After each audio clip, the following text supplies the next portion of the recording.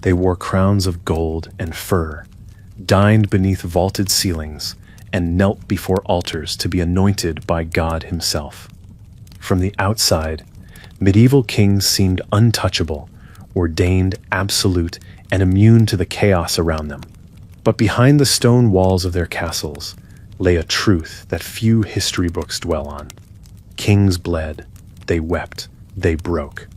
Their lives were filled with fear, betrayal, paranoia, and pressure that crushed even the strongest of men. Imagine ruling a kingdom where your closest advisor might poison your wine. Imagine marrying for peace and waking up to war. Imagine commanding armies while never knowing if your throne would last the week. This was not a life of luxury. It was a life under siege, from enemies, from family, from God, and from the crushing weight of expectation. In this video, we journey deep into the unsettling reality of medieval kingship. From madness and murder to disease and divine terror, we'll explore the disturbing truths behind the crown. Not the glory, but the grit. Before we begin, whether you're curled up on the sofa, walking through the city, or lying in bed with the lights low, this is your time. A time to leave behind the present and step into a world ruled by swords, silence, and secrets. I'd love to know where you're listening from and what time it is in your corner of the world. Drop a comment if you feel like sharing. And if immersive, slow-burning history is your thing, stories told not in headlines, but in heartbeats, then I invite you to subscribe. No pressure. Just stay with me. Breathe. Let's begin. They were called sovereigns, majesties, anointed of God. But under the weight of gold crowns and velvet robes, the daily life of a medieval king was often far from glorious. It was exhausting, paranoid, confining, every breath a calculation, every word a performance. In the popular imagination, kings ruled from above, untouchable, absolute. But in truth, they were rarely alone, never unwatched, and always walking the edge of fear. Because to be king was not just to hold power, it was to be its prisoner. From the moment he rose, often long before dawn, a king's world began not in silence, but in ritual. Servants crept through corridors with bowls of steaming water and cloths embroidered with holy verses. The royal body was not allowed privacy. It was washed, dressed, inspected, hair combed by courtiers, breath sweetened by spice-studded wine. Even the act of putting on a shirt became ceremony. There was a proper way to stand, a proper way to cough. The body of the king did not belong to him. It belonged to the realm. Food was no comfort. A king's meals were vast but cautious. His dishes selected by stewards, tasted by servants, and sometimes fed to dogs before reaching his lips. Poison was not a distant fear. It was a daily one. The kitchens were watched, the cups polished, forks and knives were inspected, and not just for cleanliness. And when the king finally sat to eat, it was rarely in peace. Every meal was a performance. Guests chosen for politics, conversations staged, even laughter measured like strategy. Outside the hall, the king's day moved in a strict rhythm of petitioners, councils, letters, and judgment. The walls of the palace echoed with footsteps and whispers. Everyone wanted something. Lands, pardons, alliances, revenge, and all of it funneled upward toward the throne, where the king sat beneath painted saints or snarling stone beasts, expected to weigh matters of life and death while keeping perfect composure. No anger, no doubt, just the mask of command. Even sleep offered little relief. Many kings slept light and late, woken often by messengers or fears, dreams of betrayal. Doors opening too softly, the torchlight flickering wrong. Some royal chambers were booby-trapped with hidden bells or locks, others guarded by men sworn to silence. A king might change his bedchamber without notice, just to confuse would-be assassins. And in some courts, it was common practice to have a loyal servant sleep just outside the door, armed and listening. The pressure of inheritance weighed heavily. A crown passed from father to son did not come clean. It carried wars, debts, curses. A weak king could lose everything in a generation. A strong one might survive, but never rest, because under every coronation lay the quiet truth that a king's rule was only as real as his grip on power. His nobles could rebel, his family could plot, his people could starve, and his name would rot. There was no divine force to save him if he faltered, only the cold calculus of fear. And so the king, for all his gold and finery, lived a life hemmed in by danger. He was the center of the storm, but also its most vulnerable point. Crowned in splendor, yes, but wrapped in anxiety, guarded by swords, but never truly safe. And beneath the surface of public ritual and royal portraiture, there lay something darker, a life shaped not by freedom, but by the terrible, relentless burden of rule. The crown was heavy long before it ever touched the head. For royal children, those born to inherit thrones, their lives were not truly lives, but rehearsals. From the moment of birth, a young prince was watched, weighed, and judged. Every step he took was a signal to the court, every word a sign of what he might become. And while other children chased geese in fields or carved whistles from wood, the future kings of Europe were taught to carry centuries on their backs. A royal child's earliest memories were rarely of parents. Kings and queens, if they were alive, were distant figures cloaked in formality. The raising of a prince was the task of governesses, tutors, priests, and stewards, all bound by duty, not love. The boy might be bathed in silver basins and dressed in silks, but affection was rare. Discipline was constant. He was not being raised to thrive. He was being forged, like a blade, tempered with fear, sharpened with expectation. The education of a young monarch was not designed for curiosity. It was designed for control. Lessons in Latin, theology, law, and warfare were imposed with brutal regularity. A child of 6 might be expected to recite the names of his ancestors for 20 generations, or to debate the divine right of kings in front of senior clergy. He learned not just how to speak, but how to be silent, when to lower his eyes, when to pretend he did not hear the whispers of treason in the hall. Play was allowed, but only under supervision, and even then, it was not innocent.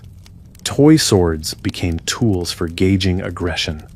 Games of chess were used to test strategy.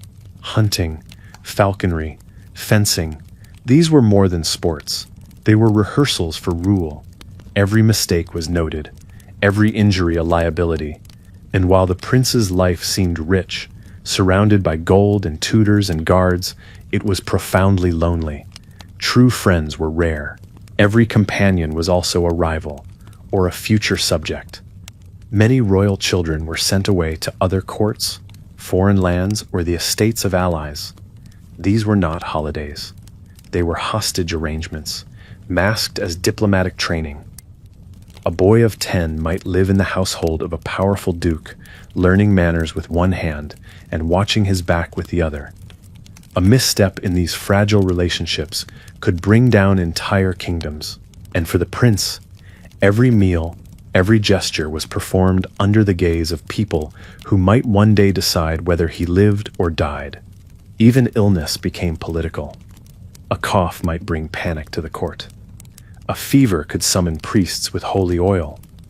Healers, astrologers, and surgeons might crowd a sickbed, not only to save the child, but to protect the realm. Because in many dynasties, there was no second son. One boy, one hope. And if he died, the kingdom could splinter. So the body of the royal child became a national concern, and his health, like his future, was never truly his own. And when the day finally came to place the crown upon his head, sometimes at 13, sometimes even younger, it was not a moment of triumph. It was the end of childhood, the beginning of a life without shelter, a life where every choice could birth a war, and every smile could mask a knife. The crown did not elevate the boy. It consumed him. And in that silent transformation, from child to king, something human was often lost forever. The medieval king was not just a man. His body was treated as something greater, a symbol of the kingdom itself, a sacred vessel of divine right, a living banner beneath which the realm stood or fell. But this reverence came with a cost. For the king, his flesh was no longer private. It was watched, protected, doubted, and displayed. It was bound by ritual, exposed to danger, and burdened with a meaning it could never fully carry. The body of a king was never truly his own. From the outside, a king's body seemed invincible, draped in armor, adorned with jewels, seated on high-backed thrones that made him seem taller than other men.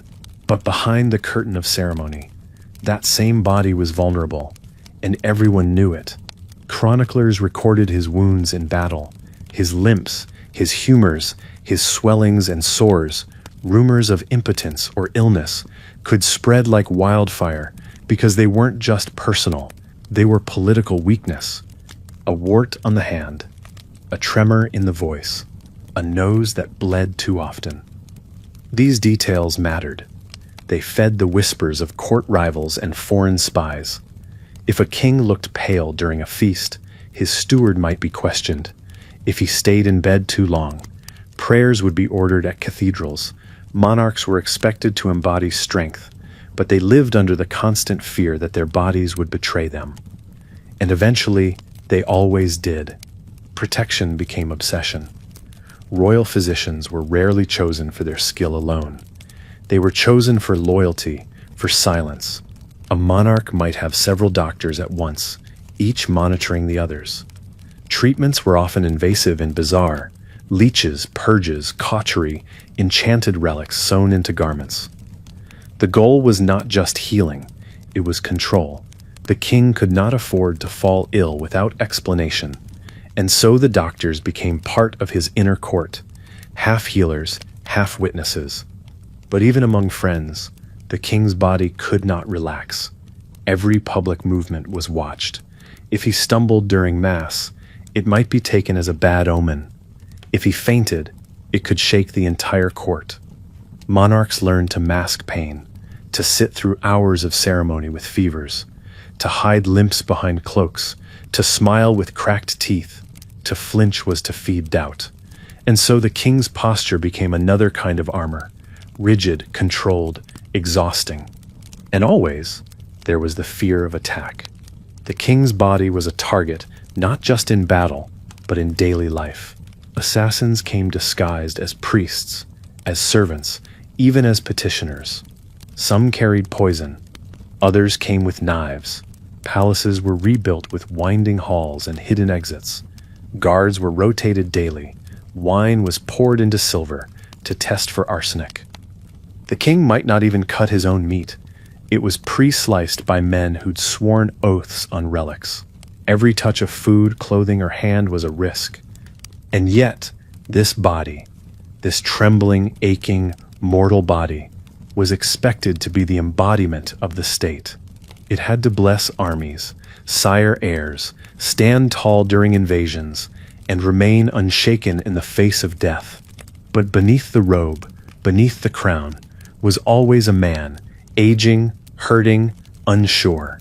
And as the years wore on and the body weakened, the king often found himself in a cruel position, forced to pretend he was still eternal, even as every bone and breath reminded him he was not.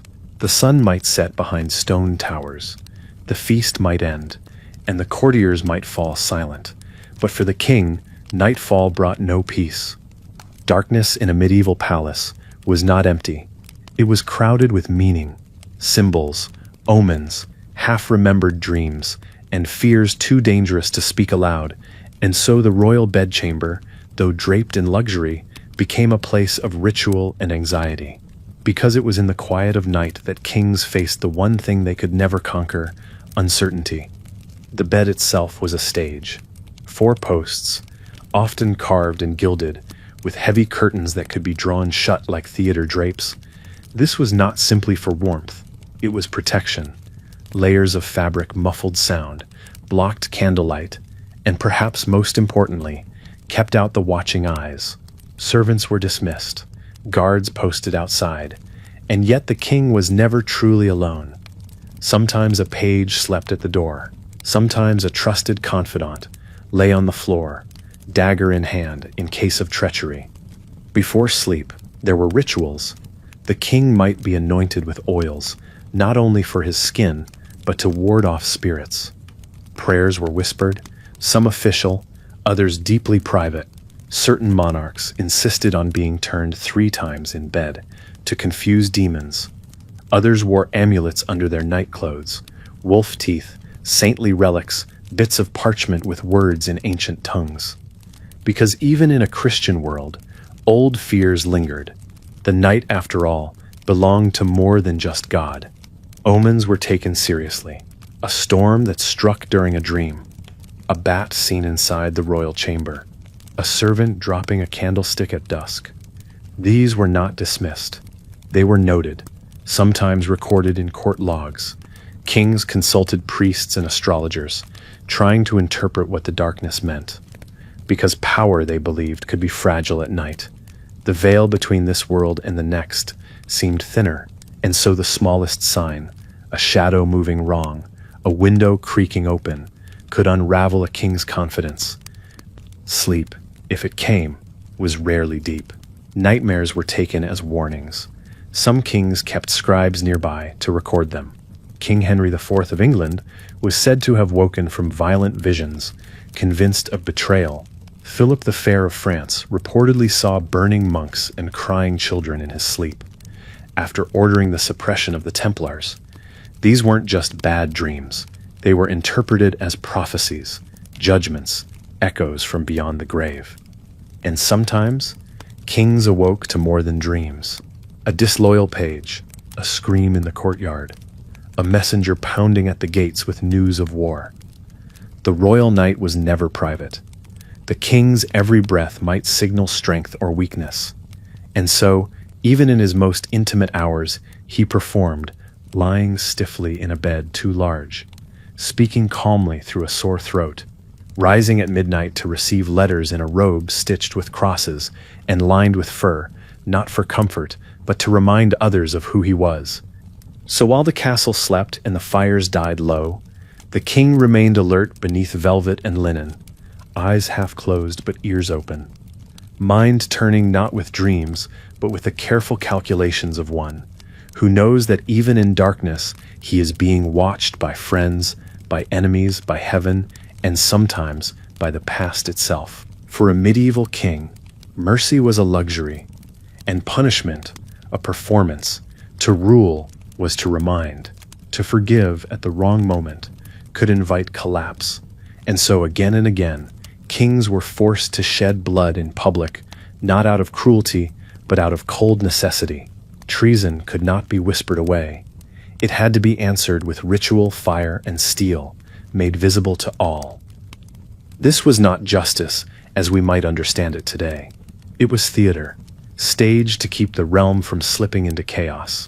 Executions ordered by kings were rarely private affairs. They took place at dawn, on market days, or outside castle gates. They were carefully chosen for their symbolism. A noble beheaded with a clean sword, a rebel hung from city walls, a cleric burned in silence before a cathedral crowd. The king did not always attend, but he was always present in the decree, in the gallows built at his command, in the faces of those who watched and remembered. And when the accused was close, a brother, a cousin, a former friend, the ritual became even more disturbing, because the king could not afford the appearance of favoritism. He had to kill them, not in anger, but with formality, with solemnity. There are chronicles that describe kings weeping before ordering an execution, but they did it anyway, not to punish the guilty, but to warn the rest. The message was clear: the bloodline would not protect you, only loyalty would. Perhaps the most haunting example is King Edward IV, who ordered the death of his own brother, George, Duke of Clarence. Legend says Clarence was drowned in a barrel of wine, an image so surreal it reads like a fable. But whether true or not, the point was never forgotten. Even among royalty, power came before affection. Another example lies with Louis XI of France, who turned his court into a quiet web of fear, spies, secret dungeons, slow poisonings. He understood that visible violence was just one part of kingship. The threat of it mattered more. Public torture, flaying, mutilation, branding, was sometimes used to make a lesson last. A traitor's hands might be removed before execution, a body quartered and its parts sent to distant cities.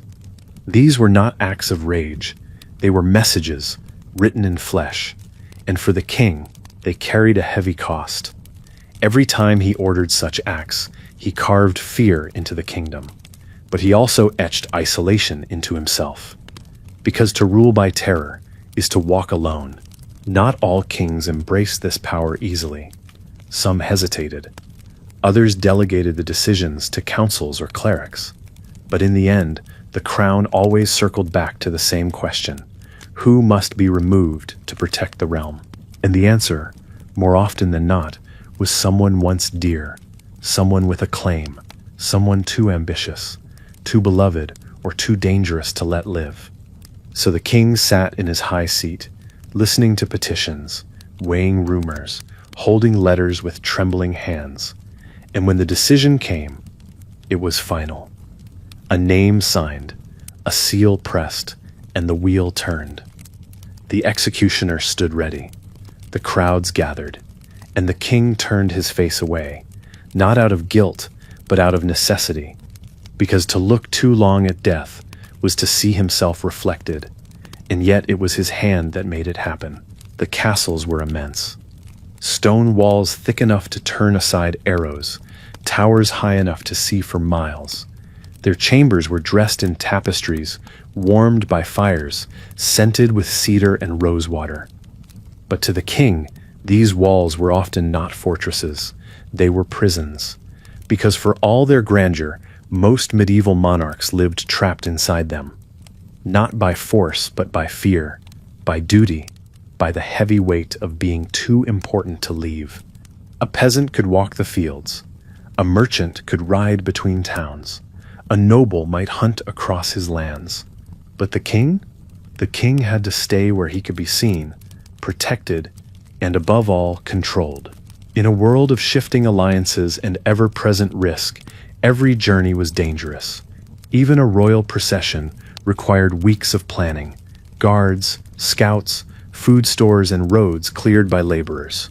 To leave the castle was to risk exposure. To stay was to rot slowly behind gilded doors. Some kings spent months, even years, without traveling beyond the outer walls. The reasons were many: fear of assassination, threat of rebellion, disease in nearby towns, or simply the sheer burden of moving a royal household. Carts of tapestries, silver, letters, relics, bedding, guards, clerks, and cooks. Whole villages traveled with the king. And if anything went wrong, if a wheel cracked, if a horse fell sick, if a noble failed to show up at a staging point, it was seen not as an inconvenience, but as a possible plot. Even inside the castle, kings were rarely free to move about as they wished. The private spaces of a monarch were monitored by stewards. Servants announced his arrival from one room to the next. His footsteps echoed in chambers that had already been prepared, warmed and emptied for his presence. He could not wander without notice. To be king was to live inside a choreographed dance, where even the act of opening a door became a public gesture. And then there was boredom, a strange, insidious danger. Trapped in palaces for months during winter or siege, kings and their courts turned inward. Factions festered, spies multiplied, small slights grew into grievances. Some monarchs developed elaborate daily routines to manage the hours, reading letters, inspecting guards, holding minor councils, studying falconry or maps. But it was not leisure, it was containment, because too much idleness, too much solitude could turn even a king into something brittle. Those who did escape the walls, who rode out on pilgrimage, war, or tour, often spoke of a kind of breathless freedom. King Richard I of England, more warrior than ruler, seemed most alive in the saddle, far from court. Others, like Charles VI of France, found only madness in confinement. But few could live on the road for long. The realm required a visible center, and the king, even if he longed for the wind and wildness of open country, had to remain anchored, watched, contained. So the castles rose, majestic and silent, not just to defend the king from the world, but to defend the world from what might happen if the king were ever truly free. They were masterpieces of architecture and mechanisms of control, beautiful cages built stone by stone, not to lock the king away, but to hold the fragile illusion that his power was limitless, even as his freedom quietly disappeared behind every carved lintel and guarded gate.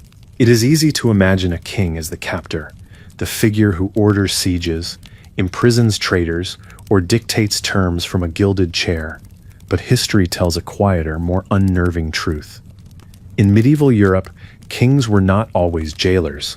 Sometimes they were the ones held in chains.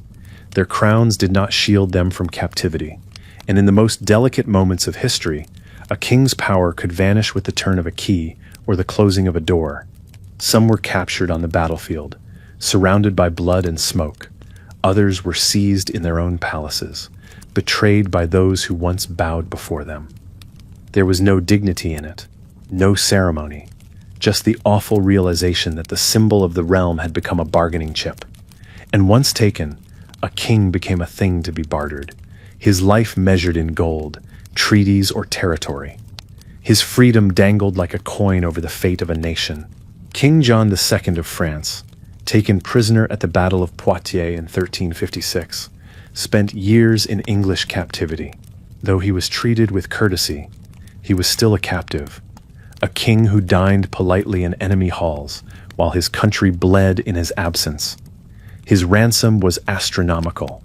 The French crown strained to pay it, and when his own son escaped English custody, John returned voluntarily to prison, bound by his chivalric code. He died there, not from violence, but from the slow attrition of honor. Not all hostages were held by enemies. Some kings were taken by their own subjects, nobles who grew too powerful, parliaments that pushed back. In 1258, England's barons forced King Henry III to accept the provisions of Oxford, effectively stripping him of independent rule.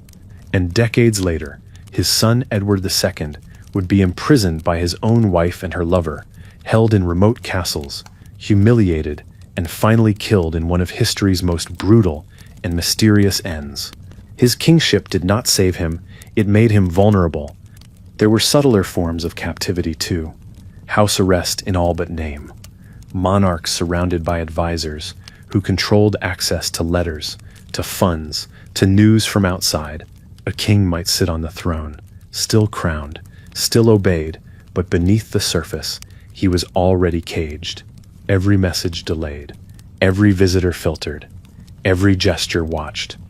In these moments, the throne became a puppet seat, and the king, though dressed in power, had none. Some returned from captivity changed, hardened, bitter, more fearful than before. Others never returned at all. And in their absence, the kingdom twisted, factions rose, succession was questioned, foreign powers whispered and schemed, because the capture of a king was never just personal. It was a national wound, a reminder that even the highest were flesh and blood, breakable and afraid.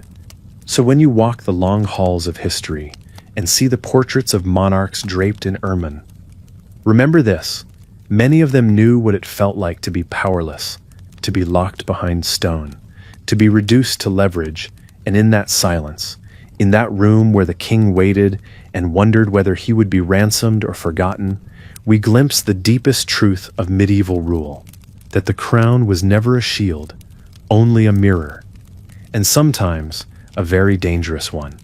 In a medieval court, few things were more terrifying than a mad king, not because he was dangerous, though he often was, but because his very existence threatened the balance of the world.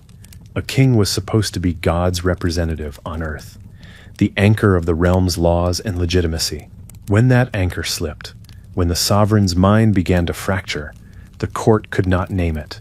They whispered, they waited, and they carried on, pretending all was well, even as the kingdom trembled. The Middle Ages did not have the language we now use for mental illness. There was no diagnosis, no clinical category. Madness was spoken of in metaphors: melancholy, divine punishment, possession, imbalance of humors. But kings were not ordinary patients. Their suffering could not be acknowledged without unraveling everything their crown represented. So when a monarch descended into confusion, or rage, or deep silences, his servants and subjects were left in a quiet panic.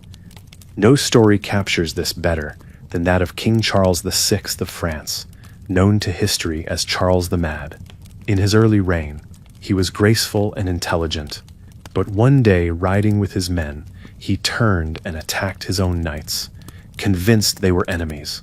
From that moment on, his mind would unravel slowly and terrifyingly.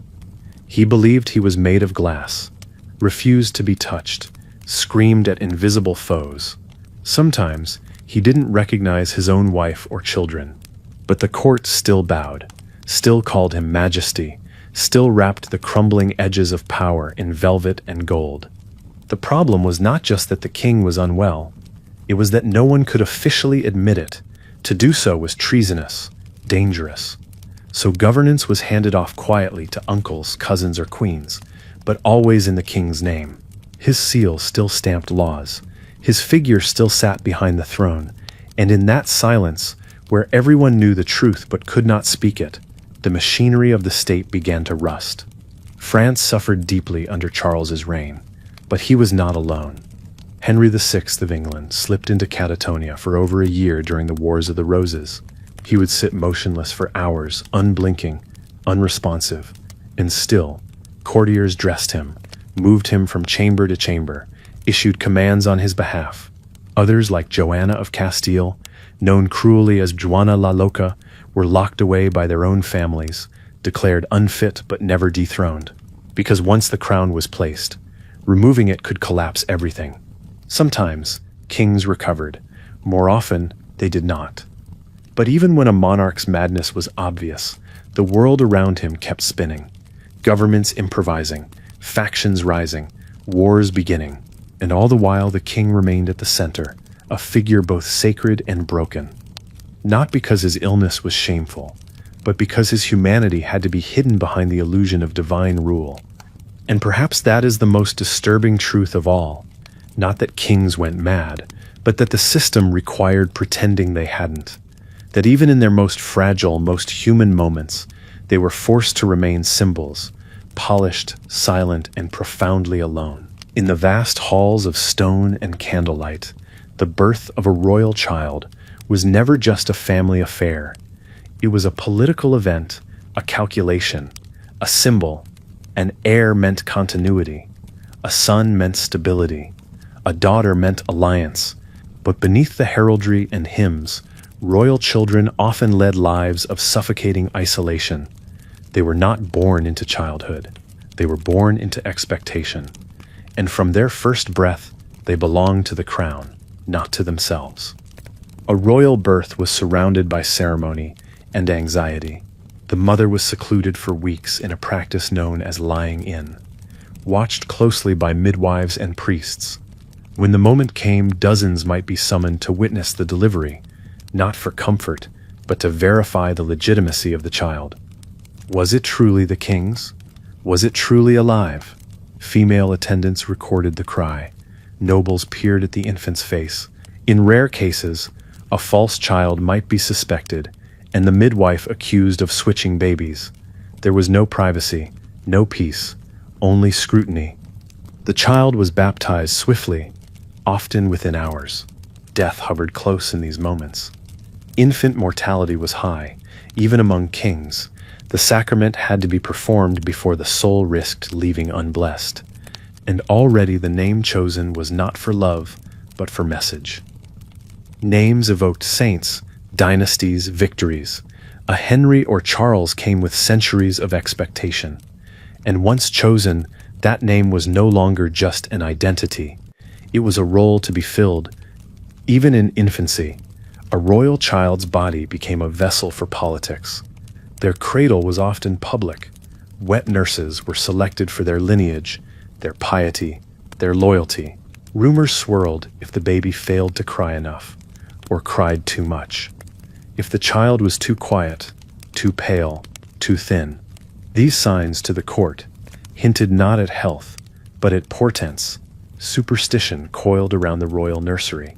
Talismans hung near the bed. Psalms whispered over their sleep. As soon as they could sit upright, the lessons began. Before most children could form complete thoughts, heirs were learning to wear robes, to hold objects of state, to endure long silences without fidgeting. Every smile, every gesture was commented on, judged, passed along to watching factions. If the child favored one servant too much, it became a topic of gossip. If he cried too loudly, someone would say he was unfit. The royal nursery was not a haven, it was a stage. For some, the burden began even earlier. Infants were promised in marriage before they could walk. Treaties were sealed by the betrothal of toddlers. A 3-year-old might be sent to a distant court, raised by strangers who were technically now family. Their bodies were too small for armor, their hands too soft for the sword. But already, their existence was transactional. Their childhood was carved up by politics. They were princes, not children. And while songs were written and portraits painted, those royal infants, so often dressed in silk and praised in prophecy, grew up knowing, even without words, that their lives were never their own. They were watched, shaped, and weaponized, groomed not for happiness, but for usefulness. And in the soft candlelight of the nursery, beneath embroidered blankets and golden mobiles, the quiet despair of that truth settled in before they even knew how to speak. The image is a familiar one.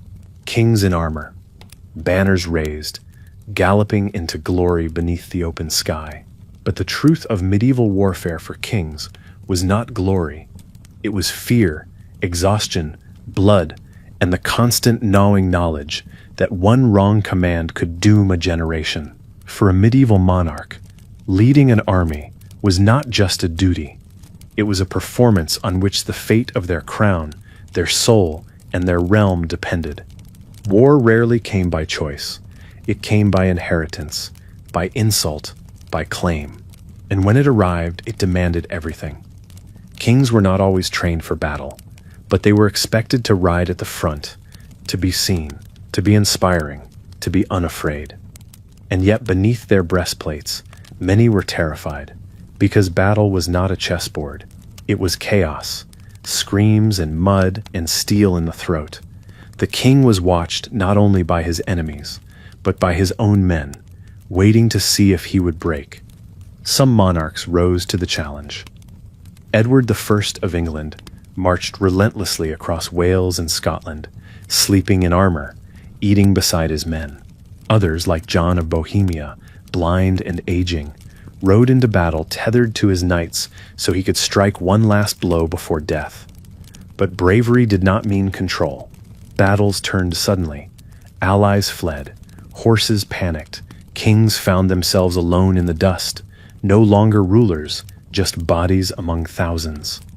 The logistics alone were staggering. Feeding tens of thousands of men, keeping nobles from quarreling, judging desertion, theft, cowardice. The king had to be everywhere. A commander, a judge, a priest, a symbol. And when men died by the hundreds, when a siege starved civilians or a village burned by royal order, that blood lived on the king's conscience, whether he acknowledged it or not.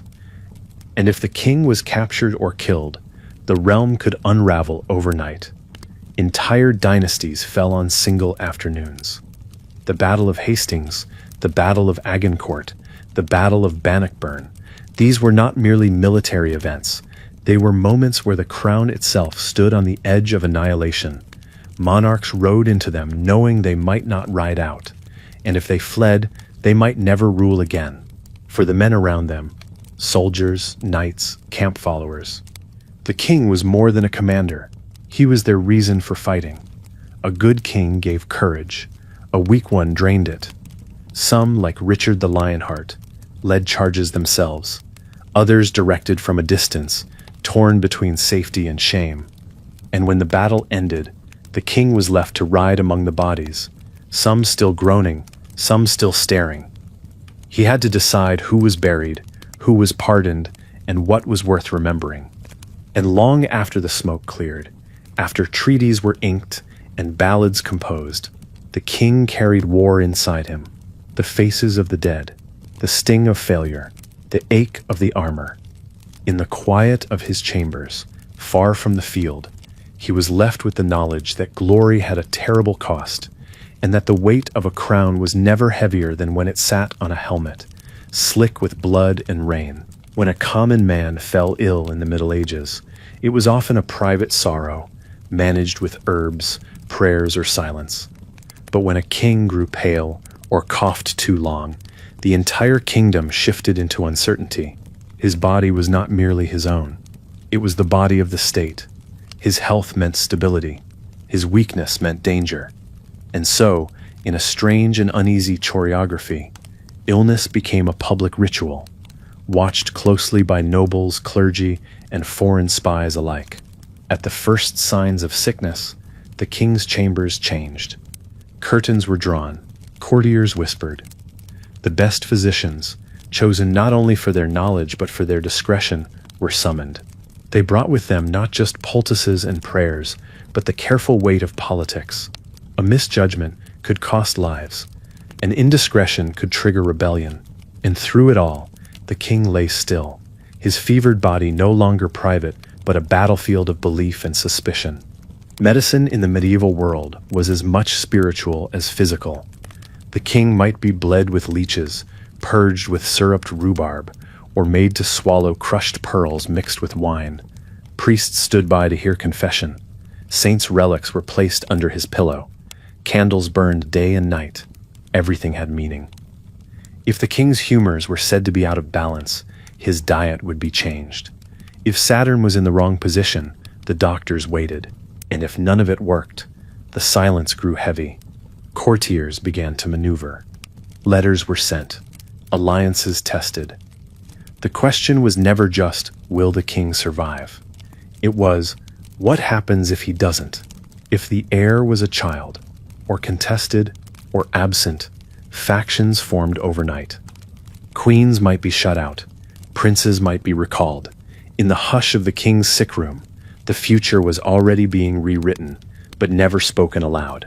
To speak of succession was treason, but to avoid preparing for it could doom the realm.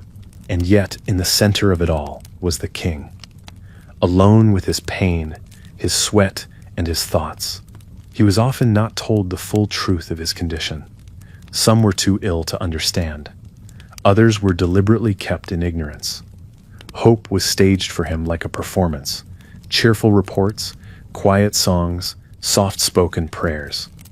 Outside his door, the bells tolled for fasting and mass. Inside, he might drift between this world and the next, clutching the edge of the bed as if it were the throne itself. If he recovered, there was celebration, but also uncertainty. Who had taken advantage of his illness? Who had shown loyalty? Who had begun to circle like vultures? Illness exposed things, and many kings emerged from their sickbeds, not with gratitude, but with new lists of enemies, of friends, of policies to reverse. Power had slipped for a moment. Now it had to be reclaimed, sometimes ruthlessly. But if he did not recover, if the king passed into sleep and did not wake, the rituals deepened, the body became relic. The court was draped in black. Bells rang across the countryside. The crown was cleansed, the seals broken, and a new age began. But those final days, filled with incense and muttered Latin, lingered in memory, because in the medieval mind, the king's body was sacred. And when it failed, the world felt, if only for a moment, as though it might unravel with him. To rule in medieval Europe was to live between two thrones, one on earth and one in heaven. A king might be crowned by men, but his legitimacy was believed to come from God.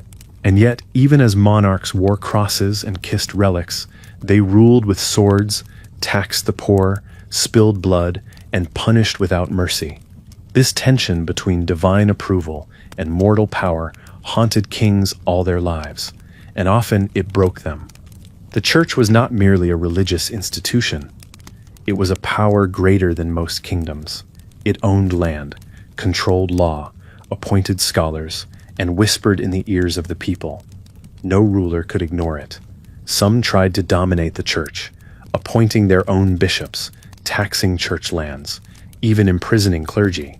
But the church could respond with something more terrifying than armies: spiritual condemnation. And for a king, there was no sentence more dangerous than excommunication. To be excommunicated was not just a private shame. It was a public unmaking. The bells stopped ringing for you. The sacraments were denied. Priests would not bury you, bless you, or pray for your soul. Your subjects, hearing the news, might begin to question your right to rule. Rebellions could spark, treaties could dissolve, because if God's church declared you damned, how could you still be king? King John of England, in the early 13th century, found this out painfully. His dispute with Pope Innocent III over the appointment of an archbishop led to his excommunication and an interdict on all of England.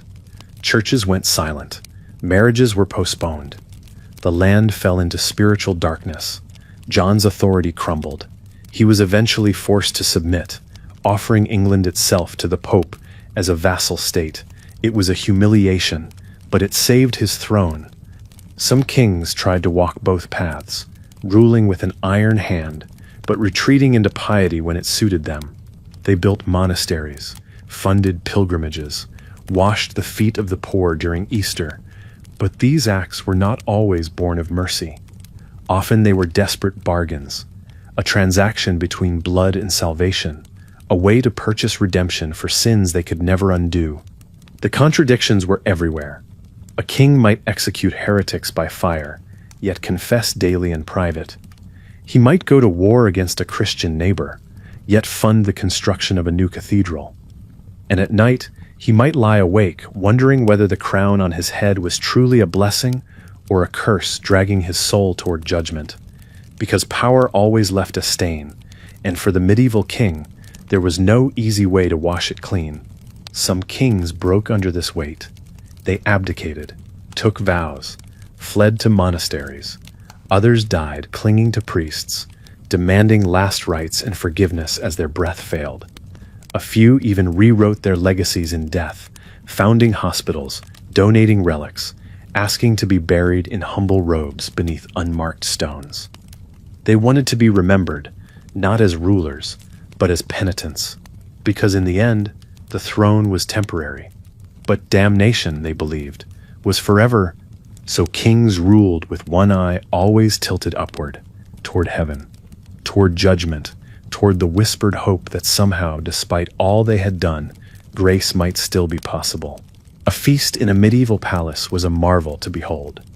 Roasted swans brought in with feathers reattached, gold leaf shimmering on sugared fruits, towers of spiced bread, and rivers of imported wine. The music played softly. The courtiers laughed carefully.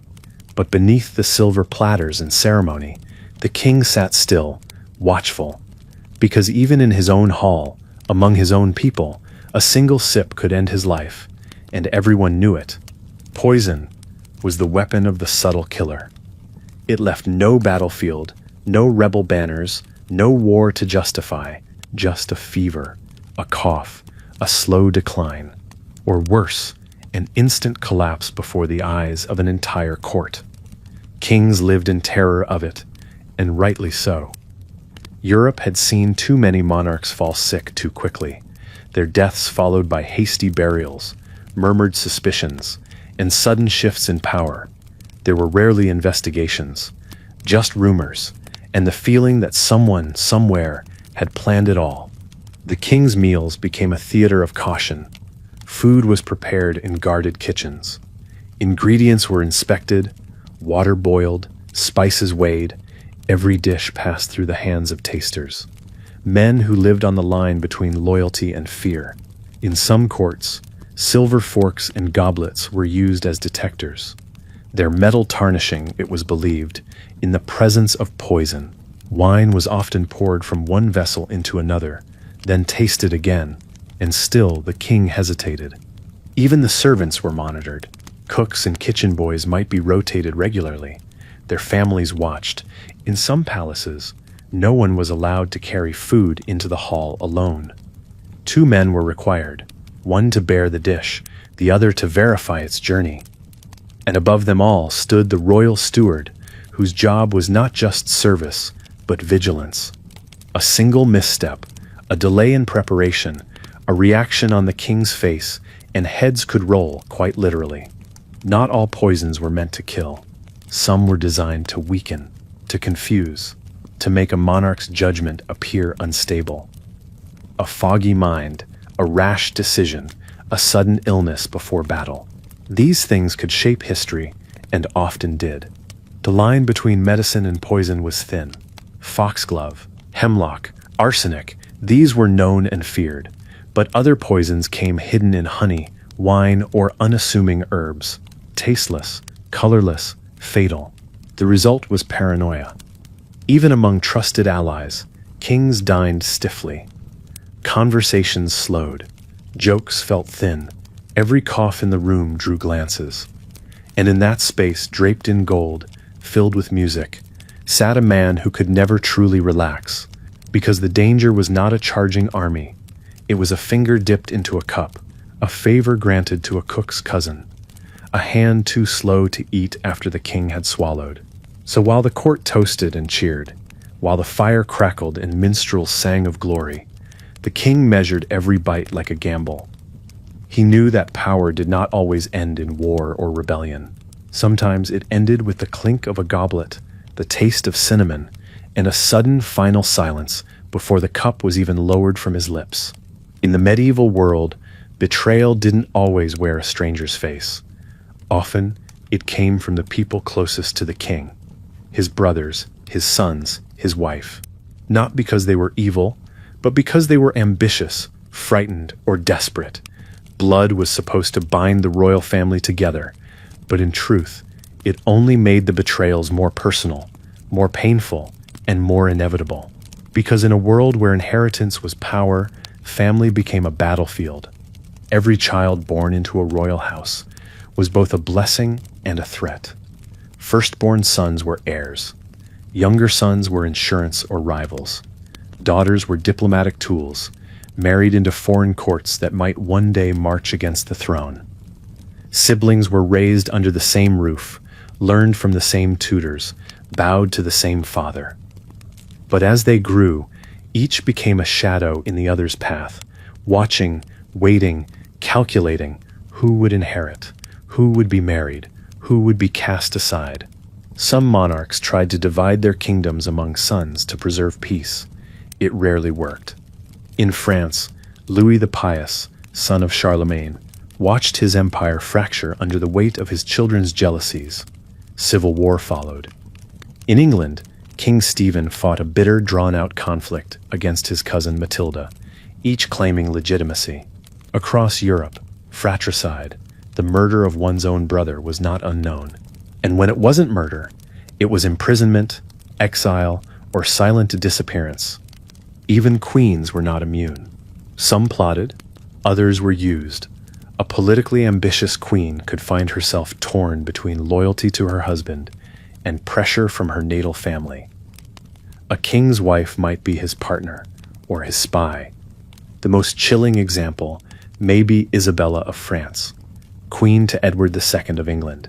She eventually led an invasion against her own husband, deposed him, and many believe watched as he was imprisoned and likely murdered. She was not the only queen to wield a hidden dagger. She was only one of the few who succeeded. For the kings themselves, the emotional toll was immense. To rule, they had to be ruthless, but to suspect their own blood was to erode something deeply human. Some chose denial. Others chose preemptive violence. Peter the Cruel of Castles executed his own half-brothers to prevent revolt. Ivan the Terrible, though Russian and of a later era, struck his son dead in a fit of paranoia, an image that echoed through courts across Europe. Kings knew the most dangerous hands were the ones that already knew the way to your chamber. And yet, despite the constant threat, they kept their families close. not out of love alone, but necessity. Blood still held symbolic power. A king could disinherit a son, but he couldn't erase him from memory. The people remembered, the nobles remembered. Dynastic legitimacy could not be faked. And so, monarchs dined beside those they feared, embraced those who plotted, smiled at those who whispered, because in the cold calculus of medieval rule, family was fate, no matter how sharp its teeth. So when you imagine the royal hearth, the siblings at play, the queen at her embroidery frame, remember what lay beneath, the glances that lingered too long, the conversations that ended too quickly, the small betrayals that led, step by step, toward rebellion. Because in the courts of kings, trust was the rarest currency of all, and betrayal, when it came, was often whispered in the language of blood. Power, in the medieval imagination, was a blessing from God. But for the one who wore the crown, it was often something colder, something isolating. Because the higher a king climbed, the fewer voices he heard, and over time, the throne became a kind of silence, thick, gilded, and impenetrable. Surrounded by courtiers, advisors, bishops, and flatterers, the king became the most visible man in the realm and the most alone. It did not happen all at once. A young monarch might begin with friends, childhood companions, trusted mentors, beloved siblings, but the crown changed everything. Companions became courtiers. Every word they spoke could now be weighed, recorded, repeated. One misstep could mean banishment. One honest opinion could be seen as defiance. And so, one by one, those close to the king fell silent, or began to speak only what he wanted to hear. A king could ask for truth, but few were brave enough to give it, and fewer still survived when they did. Some kings, like Henry VIII, punished advisors who dared to contradict him. Others simply withdrew, retreating behind layers of ceremony and protocol. Their meals were served without speech, their audiences choreographed, their decisions echoed back to them, affirmed by men too frightened or ambitious to object. Slowly, the monarch became encased in a mirror palace of yes-men, reflecting only the image he wished to see. This loneliness shaped policy, war, and peace. Without honest counsel, kings made reckless choices, believing themselves invincible, beloved, or destined. They raised taxes too high, waged wars too long, trusted allies who lied, and when these choices collapsed into crisis, the same silence that had once comforted them became a cage, because when everyone agrees with you, you never see the fall until it begins. Some kings recognized this. They searched for truth in strange places, disguising themselves to walk among their people, listening at doors, questioning fools and servants. Frederick II of the Holy Roman Empire famously surrounded himself with scholars and skeptics, desperate for genuine knowledge. But even he, despite his brilliance, could not entirely escape the solitude of his station, because the truth, when it finally reached the king, often came too late or arrived cloaked in treachery. In their final years, many monarchs became haunted, not by ghosts, but by a gnawing sense that they no longer knew their own realm. They wandered gardens alone, took to prayer, spoke more to relics than to people. Some wrote letters they never sent. Others filled journals with questions no one dared answer. Because behind the ceremonies, the processions, and the power, there was still a man aging, uncertain, and unbearably alone in a world that bowed to him, but would not speak plainly.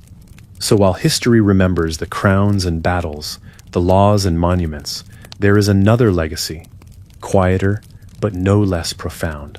The legacy of rulers who rose so high that they could no longer hear a human voice without wondering what price it carried.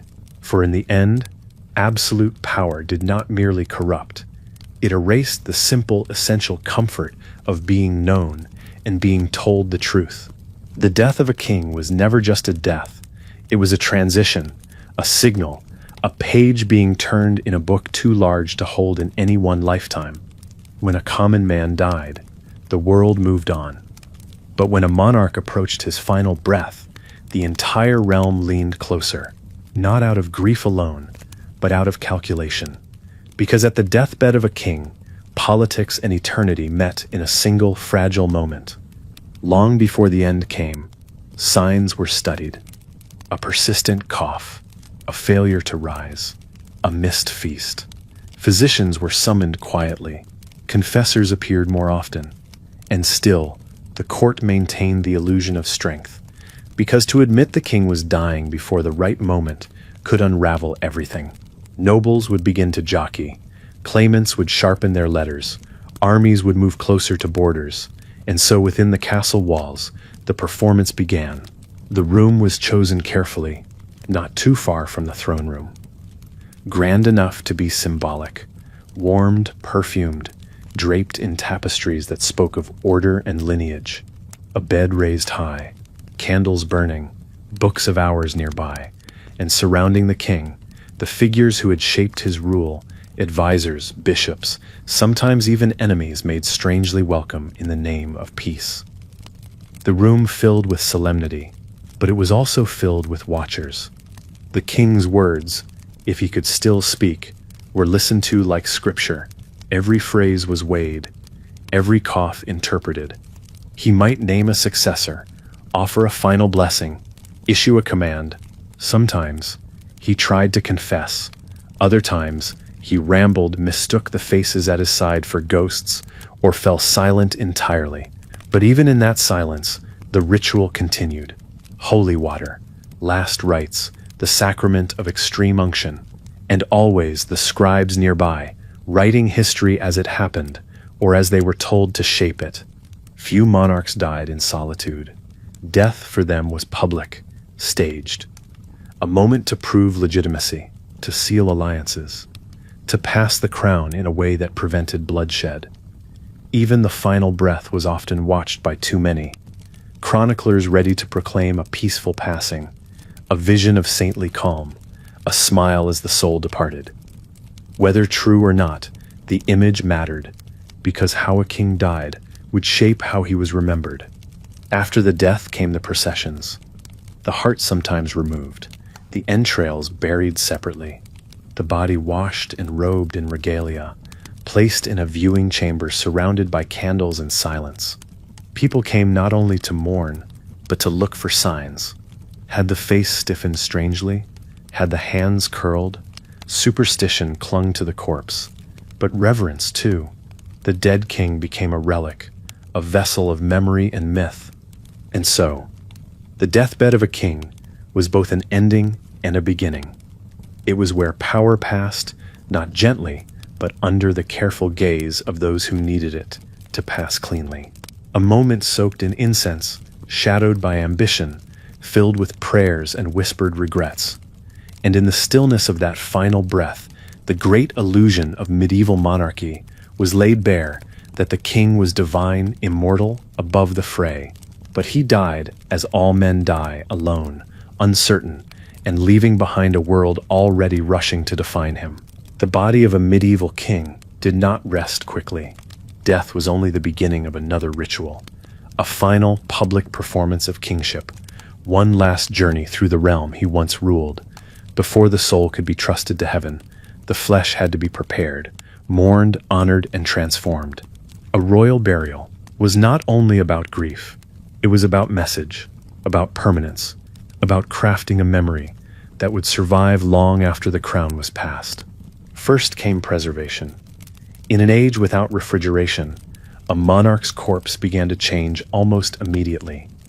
Embalmers moved quickly, sometimes removing the heart or organs to slow decay.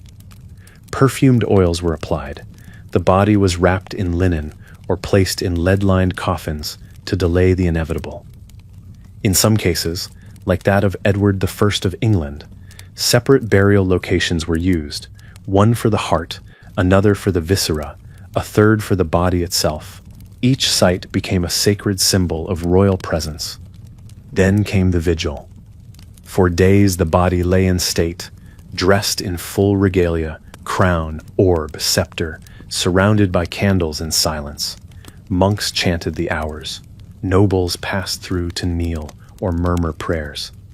The air was thick with incense, not only to mask the scent of death, but to call down a sense of holiness, to suggest that what lay in the coffin was more than a man. It was the physical shell of divine kingship, temporarily at rest. And yet, even in death, the king was expected to travel. Funeral processions could last for weeks, winding through countryside and town, stopping at abbeys and cathedrals. Horses draped in black, banners furled, bells rung wherever the cortege passed. People lined the roads, not just to mourn, but to bear witness. The king was being seen one last time. It was a performance of continuity. Look here, he was real, and now he is gone. But the line remains. These funerals were not quiet affairs. They were immense, deliberate, and orchestrated down to the inch. Tombs were pre-planned for years in advance, carved with saints, lions, angels, and heraldry. Some kings were buried in full armor, others in humble robes. The tombs themselves, particularly in France and England, were built to speak to the ages. Marble effigies with hands folded in prayer, eyes open, gazing upward for eternity, silent, serene, and carefully idealized. But beneath the stone, the truth was far less composed. Bodies decayed, crypts flooded, vaults were broken into during wars and revolutions. Some kings were moved, others were lost entirely. And yet the idea of the royal tomb endured, because it was not built to hold a man, it was built to hold a story, to say this mattered, this ruled, this passed, and this still casts a shadow. So while the flesh returned to earth, the image remained, sculpted in alabaster, sung in hymns, written in chronicle. The king beneath the stone could no longer speak, no longer rule, no longer betray or redeem, but he could be seen, and in that seeing, in that still and lifeless presence, the myth of kingship continued, patient, polished, and waiting for the next crown to take its place beside the bones. Death did not end a king's reign. In many ways, it extended it. The monarch's body may have been lowered into stone and sealed with prayer, but his presence remained etched into law, sewn into banners, remembered in the mouths of the living. A dead king became a shadow cast across the present, invoked in disputes, honored in rituals, feared in superstitions. For those left behind, he was not gone, he was simply unreachable. Chronicles recorded his virtues, omitting his failures. Priests prayed for his soul, sometimes daily, sometimes for years. His will was read aloud, each clause a ripple of authority stretching into the future. Who would inherit? What lands would be divided? What debts forgiven? What enemies spared? These were not suggestions. They were commands from beyond, backed by the solemn weight of a dying breath. And to break them risked not only earthly disorder, but eternal judgment. For queens, sons, and ministers, the dead king's legacy was a living force. A new monarch might reign, but his policies would still be compared to the old. His decisions questioned in light of his father's choices, his face judged against the features carved in marble or painted in oil. Sometimes that memory became a weapon. Nobles whispered, the old king would never have allowed this. Rebellions formed, claiming to restore the true order of the departed ruler. Even in his absence, the dead king was still commanding loyalty and defiance. Some kings shaped this power intentionally. They commissioned tombs designed not to reflect their humanity, but to project immortality. They ordered chronicles to be written in their own lifetimes. They sculpted their own image in stained glass and stone, dictating how they would be seen centuries hence. They knew memory could be ruled too if it was built with care, if not with love, then with awe. And for the people, the villagers who had once glimpsed him in procession, or heard his decrees read in the market square, the dead king became a figure of myth. His reign, filtered through nostalgia, seemed golden. His flaws were softened, his tragedies retold with more beauty than pain. In troubled times, his name was whispered like a charm. If only he were still alive, they said. Even those born after his death felt they had known him. Because the crown did not merely rule by sword, it ruled by memory. But there were darker hauntings too. Kings who died poorly, unrepentant, excommunicated, usurped, were feared. Their ghosts were said to wander castles, their spirits restless. Richard III's bones lay hidden beneath a car park for centuries, his name blackened by victors.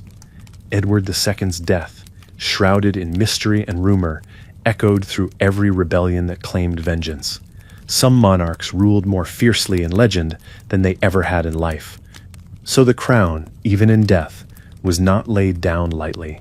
It lingered beneath church stones, behind stained glass eyes, between the lines of laws still in force. And every new king who placed that weight upon his head knew he was not only assuming power, he was entering a kingdom still crowded with the voices of the dead. A king's power lived not only in the moment, but in what came after. In the air he named, the line he continued, the world he left behind. But medieval Europe was a place where bloodlines were fragile, and fate was often cruel. When succession failed, when the crown passed to the wrong head, or to no head at all, the kingdom trembled, and sometimes it broke. Legitimacy was everything. A king could conquer a nation, charm a court, or amass untold wealth. But if his bloodline was unclear or contested, his rule would always rest on cracked stone. To preserve their legacy, monarchs married strategically, fathered obsessively, and watched their children like living investments. Yet death, disease, and ambition rarely obeyed plans. Heirs died in childhood, sons rebelled, daughters were overlooked, and behind every royal family portrait was a series of losses too politically devastating to mourn aloud. When a king died without a clear heir, the throne became a battlefield in waiting. The anarchy in England, a civil war that followed the death of Henry I, saw nobles switch sides endlessly, cities burned, justice suspended, all because a daughter, Matilda, claimed the throne in a time that refused to accept a female ruler. The people suffered not because a king had died, but because his legacy had not been secured. In France, the 100 Years' War began in part because Edward III of England claimed the French crown through his mother, a lineage France rejected. Two nations bled for a century, all because of genealogy. And in Castile, in Naples, in Hungary, in nearly every corner of Europe, there are echoes of the same story. A crown placed shakily, a bloodline questioned, a nation punished. Because when succession faltered, it was not merely a royal problem, it was a question of divine order unraveling. The fear was not just of war, but of chaos. Without a crowned figure, the very idea of kingship lost shape. Law became uncertain, taxes harder to collect. Nobles, once loyal, grew bold. Foreign powers circled. And the common people, those who never saw the inside of a palace, felt it most. Prices rose. Bandits multiplied. Famine followed the army's hoofprints. The death of a king's legacy rippled like a stone thrown into the center of the world. Even kings who left children behind were not safe from legacy's collapse. If the heir was young, regents ruled in their name. But regents had ambitions of their own. Poisoned goblets returned. Accidents multiplied. Some heirs vanished altogether, like the princes in the tower, young Edward V and his brother, who disappeared under the shadow of their uncle Richard III. Their fate is still debated. Their absence changed history. And so a king's final task was often the hardest, to ensure that his blood would hold the throne once he could not. But blood could not be commanded. It could be denied, doubted, diluted. In the end, legacy was not a matter of birth alone. It was a fight against time, envy, and chance. And many kings, for all their wars and wealth, failed that final test. Look at the old paintings, the statues, the pages of illuminated manuscripts, and you might believe that medieval kings lived in unshakable splendor. Their robes are heavy with gold thread. Their expressions are serene. Their titles flow endlessly. Defender of the faith, sovereign of this and that by the grace of God. And yet, beneath the symbols and ceremony, the truth was far colder. Kingship was not glory, it was hardship, fear, blood, and often deep personal ruin. History is kind to those it remembers, but it does not always remember accurately. The passage of time smooths edges. Cruelty becomes firmness. Cowardice becomes caution. Defeat is reframed as noble loss. And brutality, when wielded by a crowned head, is often described as a necessity. In this way, the image of the medieval king has long been wrapped in a kind of mythic light, crafted by scribes who feared him, bards who praised him, and descendants who needed his legacy to shine. But to rule was not to flourish. It was to carry the burden of constant decision, most of them painful. Raise taxes, or risk war. Favor one noble family and alienate another. Trust your own blood, or suspect betrayal. And behind every law signed, there were faces. Villagers punished, lands confiscated, executions ordered. A king's command might be written in ink, but its consequences were written in human suffering, and he knew it.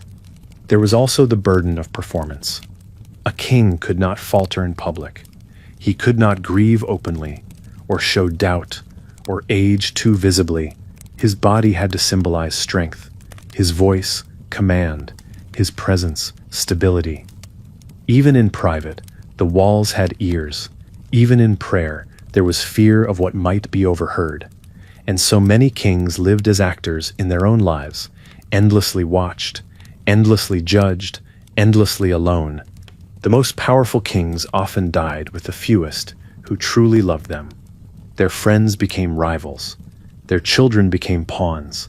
Their legacies, carved in stone, told only the stories they wished told. And as centuries passed, those stories hardened into truth. The sword became a symbol of justice, not death. The scepter a sign of wisdom, not weight. Glory, it turned out, could be built from silence, the silence of those who had no voice in the telling. And yet, within the myth, fragments of truth remain. There were kings who tried, who suffered, who mourned privately the cost of their rule. Not every monarch was cruel, not every throne corrupted, but the system itself, the world in which kingship was forged, demanded more than most human beings could give. And to survive it, many had to abandon pieces of themselves along the way. So when we look back at the medieval king cloaked in velvet, painted in light, it's worth remembering not just how he ruled, but what he lost. Not just the battles he won, but the sleep he forfeited. Not just the crown he wore, but the price he paid to keep it. Because behind every portrait, there was a man. And more often than not, that man was far more fragile than the glory we remember. In a world where kings were rarely contradicted and never laughed at, one figure stood out. A man in bells and motley, armed with nothing but wit, the court jester. He was the only person in the kingdom who could speak truth to the crown without losing his head. But the jester's freedom was not truly free. It was a delicate, dangerous role, balanced between humor and horror, chaos and control. Jesters were not simple fools. Some were brilliant. Many were intentionally kept close by monarchs, who understood the value of laughter, not as amusement, but as a release valve. In courts stiff with ceremony, the jester's role was to mock the order of things, just enough to keep it intact. He made fun of courtiers, poked at politics, mimicked the king himself, but always with care, because though he was allowed to jest, the limits were invisible, and the consequences of crossing them could be sudden. Some jesters were disabled, others were sharp-tongued poets or musicians. Their differences made them memorable, unpredictable, and that unpredictability was part of their power. Kings used them not just for entertainment, but to test reactions, to expose hypocrisy, to slip barbed truths into jokes. In a world where most men told the king only what he wanted to hear, the jester told him what he feared was true, but wrapped it in laughter. There were times, though, when jesters went too far, one cruel pun too many. One joke made in the wrong moment, a bad harvest, a failed war, a dying child. Grief did not always forgive comedy, and when it didn't, even the jester could be punished, dismissed, imprisoned, occasionally worse. The privilege to mock the king was always conditional. It was a fragile mask, worn only at the ruler's mercy. Yet some jesters wielded influence quietly. They whispered in the king's ear when others could not. They saw everything. Who entered chambers, who left pale, who whispered in corners. In some courts they were confidants, in others spies. The line between comedy and counsel was thinner than it seemed. A jester's joke could change a monarch's mood. A song could shift an alliance. Their chaos was choreographed but still real. To the people, jesters were strange creatures, part fool, part sorcerer, part truth-teller. They lived in the cracks of the system, immune to some rules, bound by others. And in that space, they became mirrors, not of the king himself, but of the kingdom. Its fears, its absurdities, its hidden griefs. A jester might be laughed at by 100 nobles, but when he turned to face the throne, all laughter might fall still, because his was the only voice that could ask, "What if the emperor has no clothes?" And so the jester remained, at the edge of the royal circle, never at the center, but never far, a flicker of honesty, dressed in absurdity, a figure both protected and vulnerable, and in many ways the only one in the king's world allowed to tell the truth and survive it. The forest was not just a place of trees and beasts. For medieval kings, it was a stage, and the hunt, a ritual older than crowns, was far more than sport. It was a carefully curated display of control, dominance, and presence. To hunt was to rehearse kingship, to enact the same performance in the woods that the monarch played out in court: power over chaos, order imposed on wildness, death delivered with elegance. Royal forests were not truly wild. They were vast, enclosed reserves, often walled, patrolled, and guarded, set aside solely for the monarch's pleasure. Commoners were forbidden from cutting wood or killing game within them. To do so was to commit a crime against the king's authority, and the punishments were severe: fines, mutilation, or worse. These woods were not nature. They were property, curated landscapes where even the animals knew their place. The hunt itself was grand and deliberate. Days of preparation preceded it. Beaters drove the animals forward. Huntsmen scouted the terrain. Hounds were fed, groomed, and trained to respond to commands, like courtiers in fur. The king rode at the center, armed with spear or bow, followed by nobles eager to be seen. There was dust, blood, shouts, triumph, and beneath it all, a choreography that masked its violence as nobility. But for the king, the stakes were symbolic. To strike the deer cleanly was to demonstrate justice, swift, precise, and divinely guided. To falter, to miss, to kill clumsily, these were seen not just as errors of sport, but signs of weakness. Chroniclers recorded royal hunts with the same gravity they gave to battles, because these moments in the forest were not just games, they were proofs of the king's right to rule. Some monarchs used hunting as a form of diplomacy. Foreign guests were invited to join, and alliances were quietly tested by how well a man handled his mount, his weapon, his nerves.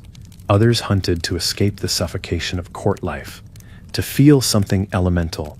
Edward III hunted obsessively. Louis the Live wandered the woods alone, cloaked and brooding. Henry VIII, before age and power thickened him, was tireless in the saddle. For all of them, the hunt was freedom and also performance. Yet even here, danger lingered.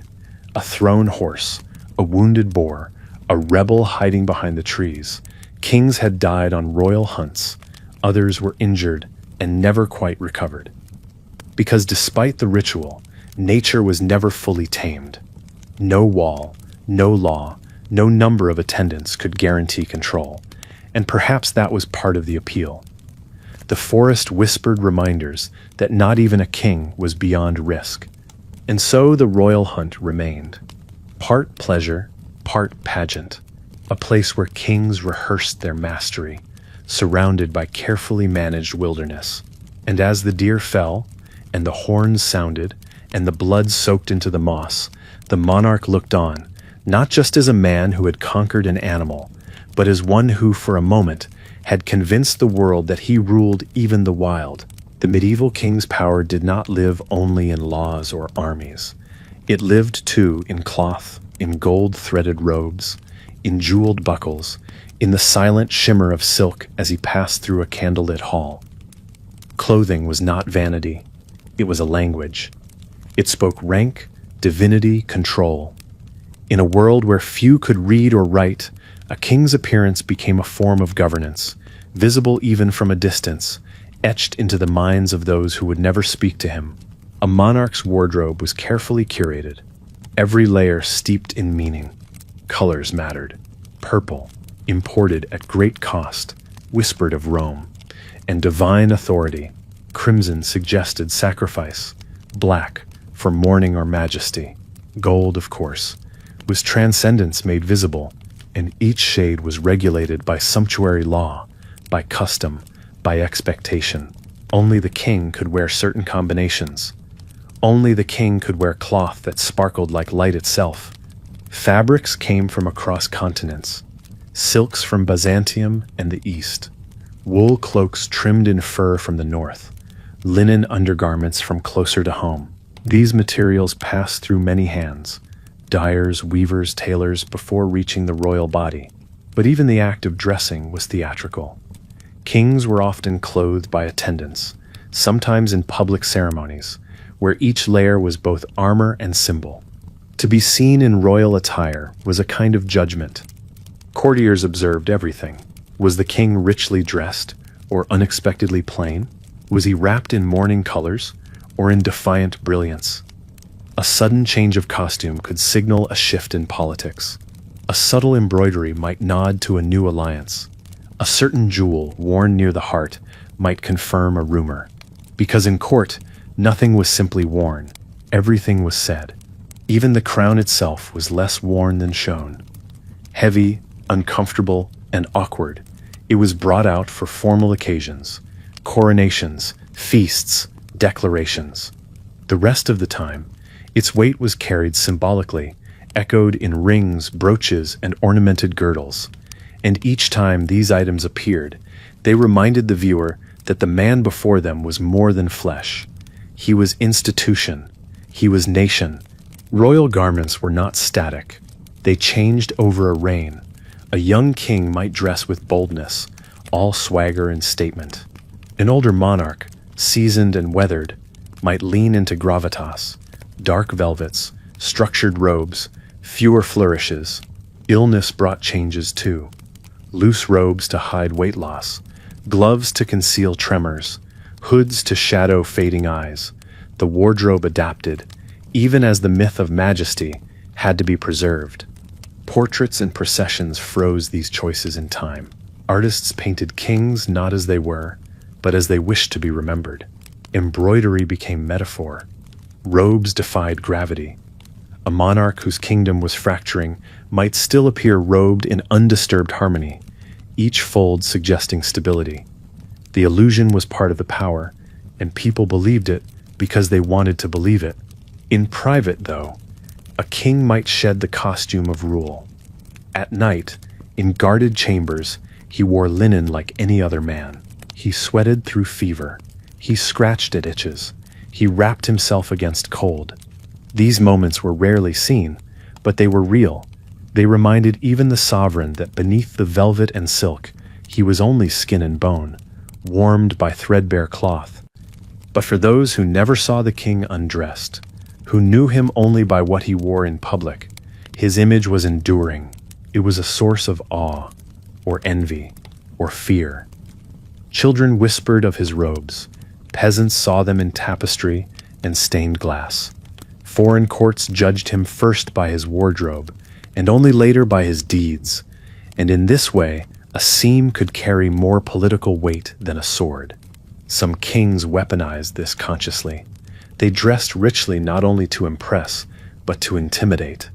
A visiting noble might find himself visibly diminished in comparison, his best tunic dulled by the glow of royal gold. Others used simplicity as a kind of statement, rough cloaks worn in wartime, or humble wool at religious ceremonies. The message was always crafted, always strategic, always political. And then, too, there were moments when the royal wardrobe failed, when blood stained it in assassination, when fire consumed it in siege, when robes were torn in flight.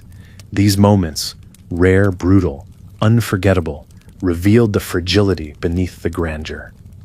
The cloth could burn, the crown could fall, the skin beneath it all could bleed. And those who witnessed such moments never forgot them. After death, the king's garments lived on. Some were buried with him, others preserved as relics. In museums today, scraps remain, faded but still potent. A sleeve, a sash, a thread of gold, twisted by centuries. They speak softly, but they still speak of power, of illusion, of the fragile, shimmering veil that once cloaked a mortal man and made him, if only for a moment, more than human. And so, a king's wardrobe was never mere decoration. It was language, strategy, theater, armor, a second skin, woven from symbols. And every time he walked through his court, the rustle of fabric was not just sound, it was the whisper of a kingdom watching itself, in silk and shadow. To modern minds, the bedroom is a place of privacy, a retreat from the world. But in a medieval royal palace, the bedchamber was something very different. It was not only a space for sleep or closeness, it was a stage for power, performance, and politics, where the most intimate moments of a king's life unfolded under the eyes of others. And in that room, behind velvet curtains and carved doors, history was shaped in silence. A king rarely slept alone, not just in the sense of companionship, but in the literal presence of others. Servants slept nearby, sometimes in the same room, or just beyond it, ready to stoke fires, bring water, or answer a call. Bodyguards paced in shifts, stationed near the door or at the foot of the bed, and advisors, physicians, confessors, they too came and went. The royal bedchamber was never truly empty. Even the act of going to bed could be ceremonial. In some courts, nobles gathered each evening for what was known as the coucher, a formal event in which the king was undressed and tucked into bed by attendants of high rank. These rituals were about more than comfort. They were about visibility, about reinforcing hierarchy, about reminding everyone who belonged closest to the king's body and who did not. The bed itself was an object of symbolic power, tall, draped in heavy cloth, carved with saints or royal emblems. It stood high off the ground, requiring steps to reach. In many palaces, it was the most expensive object in the entire building. And in it, the king was both most vulnerable and most exalted, horizontal, unarmed, and yet wrapped in divine authority. But beds were not only for sleep, they were for negotiation, diplomacy, seduction, betrayal. Treaties were whispered in bedchambers, alliances confirmed between sheets, heirs conceived or questioned in their folds. In the dark hush of night, decisions were made that would never appear in official records, because in a world where every public act was formalized, the private room became the only place where certain truths could emerge. And yet nothing in the bedchamber was truly private. Rumors spread quickly. Who visited the king after nightfall? Who lingered in the morning? What words were spoken when the guards were dismissed? The politics of the court did not stop at the threshold of the royal bedroom. They intensified.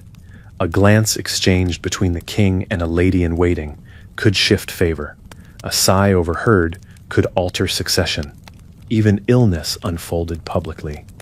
A fevered king in bed was not a man recovering quietly. He was a potential crisis, his chamber becoming a place of guarded entrances and fearful silence. Doctors murmured in corners, Clergy appeared more frequently. Nobles tried to interpret what they saw through the veils. Was he dying? Was he conscious? Who would be next?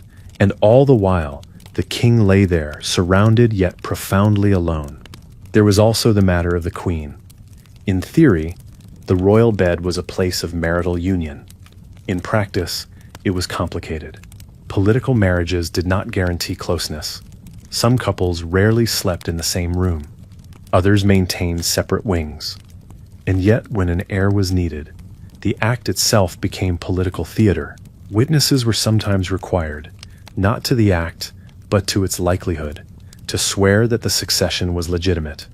Foreign ambassadors occasionally gained access to the royal bedchamber, not in intimacy, but as observers, to present gifts, to note health, to gauge who else stood near. And so the bed, paradoxically, became both the most personal and most performative place in the entire palace, a chamber of whispers where the soft rustle of linen could be louder than war drums. Children, too, were born and nursed here. Queens gave birth in guarded chambers, sometimes surrounded by noblewomen and midwives, their pain muffled by protocol. And when a son's cry broke the silence, it was not just joy, it was strategy, legacy, survival. The royal bedchamber, for all its velvet and stillness, was a crucible where the future of kingdoms took its first breath. Not all moments were grand. Kings died here too. In the same bed where they had ruled by gesture and silence, they gasped their last, often surrounded by priests and heirs. Some clung to consciousness long enough to speak a final command. Others faded quietly. But even then, the room was never empty. Eyes watched, pens recorded, power shifted, and when the king was gone, the room changed. His scent lingered. His robes remained folded. His bed, once so carefully guarded, was stripped and repurposed. The next king might sleep in it, or order it burned. But for a moment, the chamber stood still, like a theater after the curtain falls, the echo of power still alive in the walls. In the medieval imagination, kingship was not confined to the throne. It pulsed through every act, every room, every ritual, and nowhere was it more starkly visible, more achingly human than in the bedchamber, the place where a king laid down his sword, closed his eyes, and faced the one thing even he could not command: rest. To be born into royalty in medieval Europe was not a blessing. It was a burden handed down with a silver spoon. Before a child could speak in full sentences, he might already bear a title. Before he could read, courtiers would bow to him. And before he could grasp the meaning of death, he might be reminded that one day his fathers would make him king. A royal childhood was not an age of innocence. It was an apprenticeship for authority, too heavy for small shoulders. The royal nursery was often physically close to the center of power, but emotionally distant. Kings rarely raised their children themselves. Queens, too, might see them only during scheduled visits. Instead, nannies, tutors, and chamberlains shaped the heir's early world. These attendants were carefully chosen. Men and women trusted to instill not just obedience, but the rigid performance of royalty. A future king must not cry too much. He must not play too wildly. He must sit, observe, and learn the weight of eyes upon him. From the earliest years, the royal child was watched. Every gesture carried symbolic weight. A laugh could charm a court. A sulk could cause concern. When a prince refused to eat, it became a topic of whispered debate. When he favored one servant over another, that servant might rise in status. Even his illnesses were political. His fever might unsettle nations, his recovery cause for feasts. In this way, a royal child lived less as a person and more as a symbol, studied constantly, understood rarely. Education was intense and narrow. Latin, rhetoric, history, scripture, military drill. For princes, martial training was essential. They were expected not only to command, but to ride, to fight, to kill. For daughters, the curriculum was softer, but no less calculated. Piety, courtly manners, and the art of being desirable to a foreign prince. Few lessons were just for learning. Every skill was chosen to serve dynastic ambition. Childhood curiosity was allowed only if it aligned with duty. Play, when permitted, was supervised. Wooden swords, falconry, chess, all carefully chosen pastimes that echoed adult responsibilities. And even games could become tense. If a young prince lost, was he too weak? If he won too easily, was he arrogant? A royal child could rarely just be a child. He was, from the beginning, a figure of expectation. His mistakes were recorded, his moods interpreted, and his future plotted before he could pronounce it himself. Some were crowned as children, not symbolically, literally. Baldwin Veth of Jerusalem was only 9. Henry VI of England was less than a year old when his father died. In these cases, the child became a king in name, while regents ruled in his stead. But such arrangements were rarely peaceful. Regents schemed, nobles rebelled, foreign powers tested the throne's strength, and the child, often overwhelmed, grew up knowing that his very breath held the balance of the realm. Isolation was common. Royal children were kept apart from commoners, and often from siblings, to avoid rivalries or influence. They dined alone or with tutors, lived in their own wing of the palace, traveled with retinues. Affection was formal, expressions of love framed by etiquette. Few were hugged freely. Few heard their names without a title. Even their dreams, if spoken aloud, might be filtered through a lens of usefulness. Some broke under the pressure, others hardened too early. A handful turned cruel, mimicking the harshness of those who raised them. But a rare few, like Louis IX of France, later canonized as Saint Louis, embraced their role with an austere sense of justice. These were exceptions, not rules. Most royal children learned that to survive, they had to mask themselves, smile on command, and never forget who was watching. The relationship with their parents was complex. Kings could be distant, authoritarian, or entirely absent, killed in war, or felled by illness before the child understood their name. Queens sometimes became protectors, sometimes pawns, and occasionally adversaries. Some royal children were used in plots, held hostage, or married off as bargaining chips before they turned 12. And yet, amid the ceremony, some moments of real childhood slipped through. A game played in secret, a tear wiped by a kind servant, a pet kept despite protocol. These moments were fleeting but meaningful. Small rebellions of the heart in a world that demanded too much too soon, and they reminded the child that beneath the velvet and the titles, they were still, somehow just a person. For royal daughters, the path was different, but no less brutal.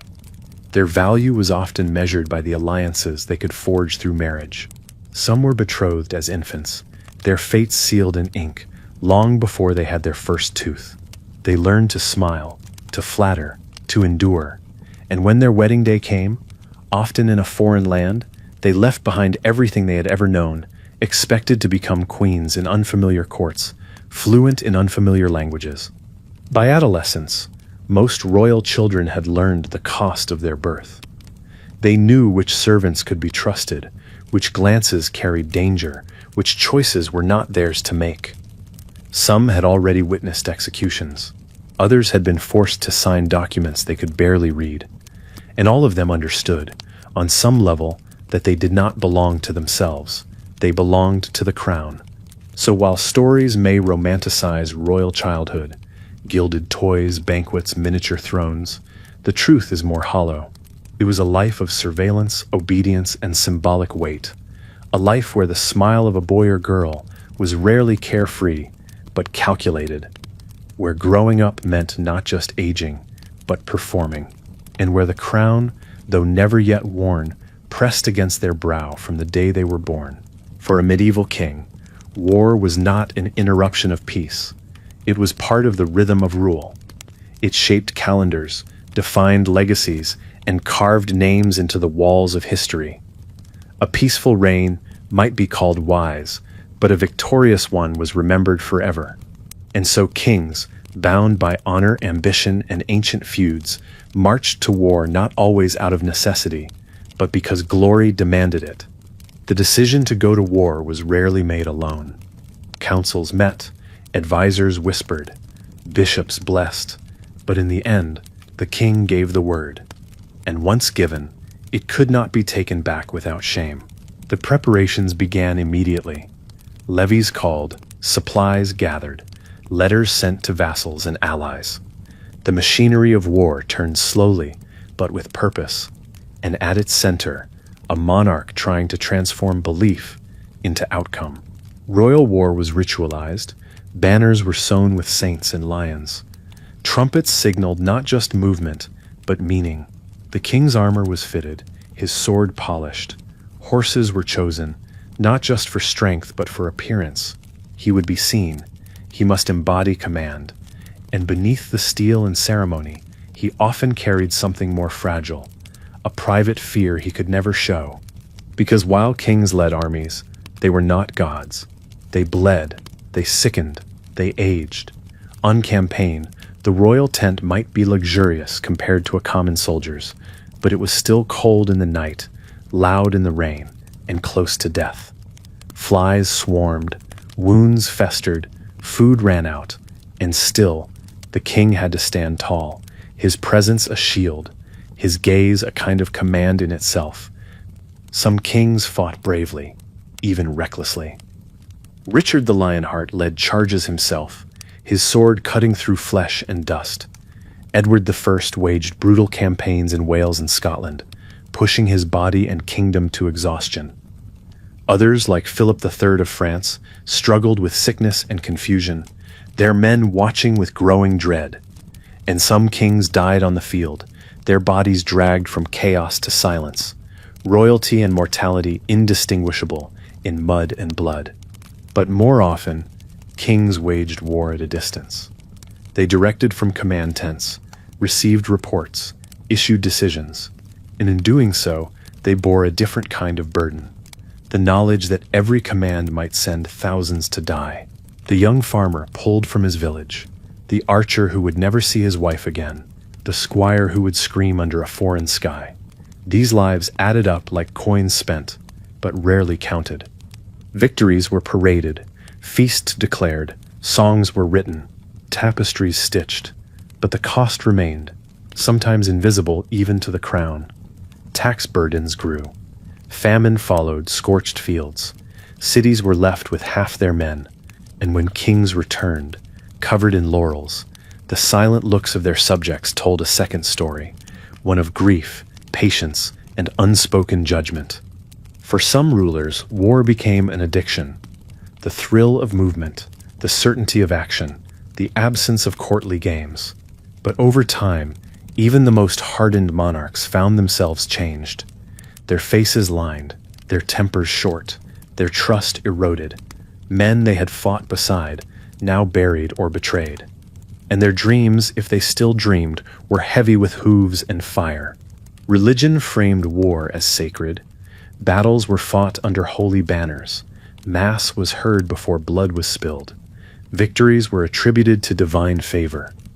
Yet many kings, in the privacy of their later years, wondered what they had truly won. They saw sons lost in foreign fields, treasuries emptied, lands gained only to revolt again. The glory they chased never stayed long. It flickered, then faded, and in defeat, the crown weighed even more. A lost war could unravel a reign. Nobles questioned loyalty. Rivals stirred. Foreign courts mocked. The king might return not to cheers, but to cold rooms and careful silence. And even if his people did not blame him aloud, he often blamed himself, not because he was innocent, but because he was human. Some sought to rewrite the story. Chronicles emphasized the valor, downplayed the losses, songs exaggerated triumphs. Sculptures immortalized the king, mid-charge, sword raised, face calm. The war was reshaped into narrative, and over generations, truth became blurred. Children learned the names of battles, not the names of the dead. The blood dried, but the myth endured. Yet beneath all that myth, the kings who went to war carried scars not always seen. Some limped, some woke in the night, gripping for swords no longer near. Some, despite victory, could never again look a mother in the eye, because they knew what they had ordered. They knew what had been taken in their name, and they knew in their quietest hours that glory never came without ghosts. So when we remember medieval kings as warriors painted on horseback, crowned and fearless, it's worth asking what lies just beyond the frame. The noise, the cold, the doubt, the ash. Because kings did not only rule war. In the end, many were ruled by it, their lives shaped more by battles than by peace, their legacies forged in fire, and sometimes regret. If the medieval king was the sun around which power orbited, the queen was expected to be the moon, reflecting light, not generating it. Yet behind her composed smile and measured steps, the medieval queen bore a weight as profound, as political, and often as perilous as the king's crown. She was royal not by rule, but by expectation, and in that delicate place between reverence and restriction, she carried a burden that was both sacred and suffocating. A queen's primary duty, at least in the eyes of court and chronicle, was to produce an heir. This expectation loomed over her wedding, her body, her every movement. People watched her weight, her diet, her absences. When she coughed, it was pregnancy. When she looked pale, it was disappointment. And when she finally gave birth, her worth was often judged not by the pain she endured, but by whether the child had the right anatomy. Marrying a queen was rarely an act of romance. Royal unions were treaties wrapped in lace. Most queens were foreign-born, chosen to cement alliances or settle disputes. At a young age, sometimes barely 12 or 13, they were sent away from everything familiar: language, family, customs. They arrived in their new kingdom as both brides and strangers. Their lives became performances of grace, even as their hearts quietly grieved home. Power came, but never alone. A queen could influence the king, shape court fashions, sponsor monasteries, or intervene in charity. She might even govern in his absence. But her power always came with invisible boundaries, ones she discovered only by crossing them. A political misstep could cost her reputation. A misinterpreted friendship could become scandal. She was revered in name, but rarely in freedom. Her household was vast, yet monitored. Ladies-in-waiting served her but also spied. Her chambers were her domain, but not her sanctuary. Rumors could rise from a glance. Allegiances shifted like wind in tapestries. And while she was expected to be virtuous and serene, she was also expected to be watchful, a still figure with eyes that missed nothing. When she did wield influence, it often came through softness, gifts, patronage, religious devotion, quiet counsel. And yet many queens were far from passive. Isabella of France helped overthrow her husband. Eleanor of Aquitaine rode on crusade and ruled as regent. Margaret of Anjou took up arms during England's Wars of the Roses. But their strength was often rewritten later as manipulation, their assertiveness as sin. History punished powerful women, even as it needed them. Religion shaped the queen's image deeply. She was to be the Virgin Mary at court, pure, maternal, merciful. Yet the slightest deviation could invite comparisons to Eve instead. Temptress, threat, downfall. This sacred ideal left little room for complexity. No matter how kind, no matter how wise, a queen's virtue was always provisional. And her fall from grace, if it came, was never far from a whisper. Motherhood softened her public image, but hardened her political responsibilities. She had to secure her children's futures, defend their rights, arrange their marriages. She fought for dowries, tutelage, legitimacy. Sometimes she buried them, quietly, while the court continued around her. Sometimes she sent them away, never to return. Her children were her legacy, but also her sacrifice. Behind palace walls, queens experienced loneliness difficult to describe. surrounded by beauty, but not always affection, admired, but rarely touched without purpose, spoken to with courtesy, but not with warmth. Their letters, if they survive, speak of longing, not for power, but for understanding, a moment of ease, a shared language, a face from home. Even in death, the queen's identity was shaped by her proximity to kingship. Her tomb was often placed beside her husband's, though not always equally. Her epitaph might list her virtues, piety, chastity, obedience, but not her sorrows. Some queens faded into historical footnotes, others became symbols of tragedy or sin, but most became silence, their lives wrapped in velvet and forgotten. Yet despite these constraints, queens shaped history in profound ways. They founded abbeys, mediated feuds, and modeled strength under scrutiny. Their hands, though rarely on the scepter, were on the threads that wove the tapestry of their kingdoms, and though their power was often unseen, it was felt quietly, persistently, through every corner of court and country. So when we remember medieval royalty, let us not look only at the crowned heads on coins or the kings in armor. Let us look also at the women beside them, seated, composed, enduring.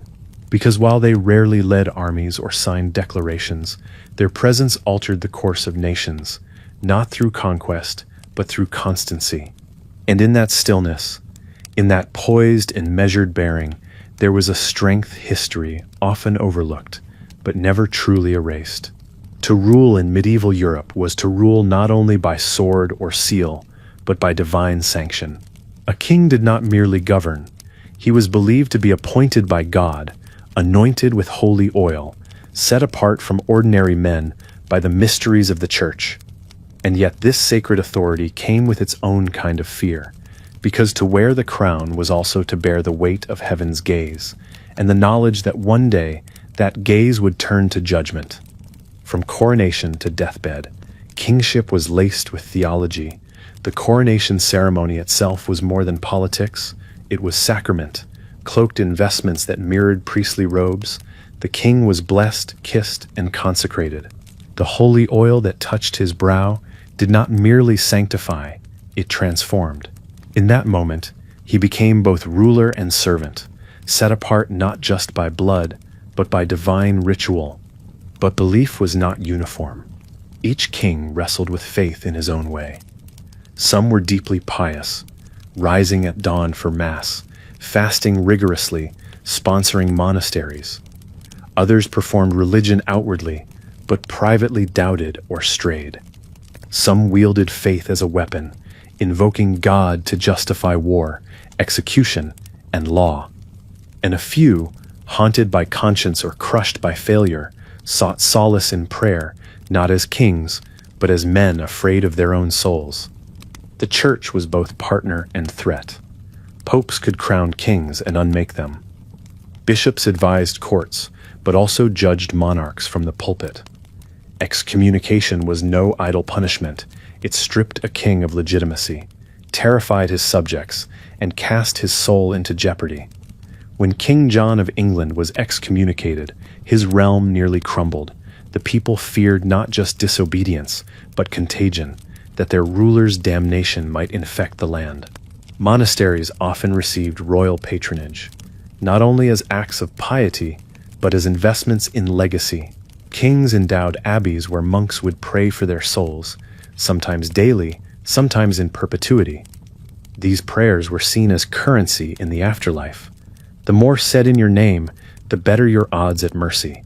And so, even in power, kings bartered with eternity, stacking acts of devotion against the weight of their sins. But true peace was rare.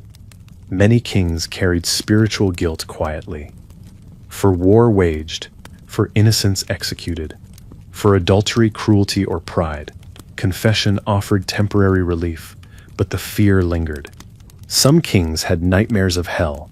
Others commissioned chapels beside their chambers, seeking constant access to prayer. Faith for them was both comfort and cage, a source of meaning and a mirror of their deepest failings. Crusades added complexity. Pitched as holy wars, They allowed kings to cloak ambition in righteousness. Some genuinely believed they were serving Christendom. Others saw opportunity. But for all, the battlefield became a site of salvation and sin, kings confessing before battle, killing without mercy, and returning either broken or boasting. And in either case, they believed God had judged them by victory or loss. Pilgrimage was another form of penance. Henry II of England, after the murder of Thomas Becket, walked barefoot through Canterbury, allowing monks to whip him in public. This was not just theater, it was fear. A king, humbling himself before God, seeking forgiveness in front of those he ruled. These moments reveal the strange duality of medieval monarchy. The most powerful man in the realm could also be its most terrified sinner. Faith shaped daily life as well. Royal households observed feast days, heard mass, followed the church calendar. Decisions were delayed until favorable omens appeared. Superstition intertwined with doctrine. Comets, droughts, stillbirths, all were interpreted as signs. Kings consulted confessors, relics, and sometimes astrologers, because when the world trembled, they searched not only for cause but for meaning. Some kings turned to mystics, visionaries, anchorites, wandering holy men. They sought dreams interpreted, futures foretold, sins absolved by those said to speak with God. Whether these were acts of faith or desperation, they reveal a truth, that kings, despite their power, often felt helpless before the divine. They feared heaven's silence more than their enemies' swords. In death, faith became final theater. A king's confession was heard, his body anointed again, his sins absolved, at least in ritual. His will distributed wealth to the church, his tomb proclaimed piety. But within his heart, in those last hours, what did he see? A life of service? Of failure? Of glory wrapped in violence? In that dim chamber, no crown could protect him, only hope remained. And so, medieval kings ruled beneath a ceiling of stained glass and stars. They issued laws with one hand and crossed themselves with the other. They believed themselves chosen, but not unpunishable. And though their power reached across borders and oceans, it was always checked by the unseen. Because even a king, in the end, answered to something greater. In this way, faith was not a comfort blanket, but a crucible. It purified, tormented, steadied, and condemned. And it followed kings like a shadow, through coronation, through conquest, through confession, through the slow toll of bells at their deathbed. In life they ruled in God's name. In death they waited in silence, hoping God still remembered theirs. For centuries, kings ruled with the assumption, sometimes blind, sometimes trembling, that their bloodlines would endure, that their sons would succeed them, that their names would echo beyond the grave, carried by generations of heirs. But in truth, royal dynasties were not eternal. They cracked, they withered, they vanished. And when they fell, they left behind not just empty thrones, but haunted legacies, and echoes that never fully died. The collapse of a royal house could begin slowly, almost imperceptibly. A childless marriage, a battlefield defeat, a plague that struck too deep.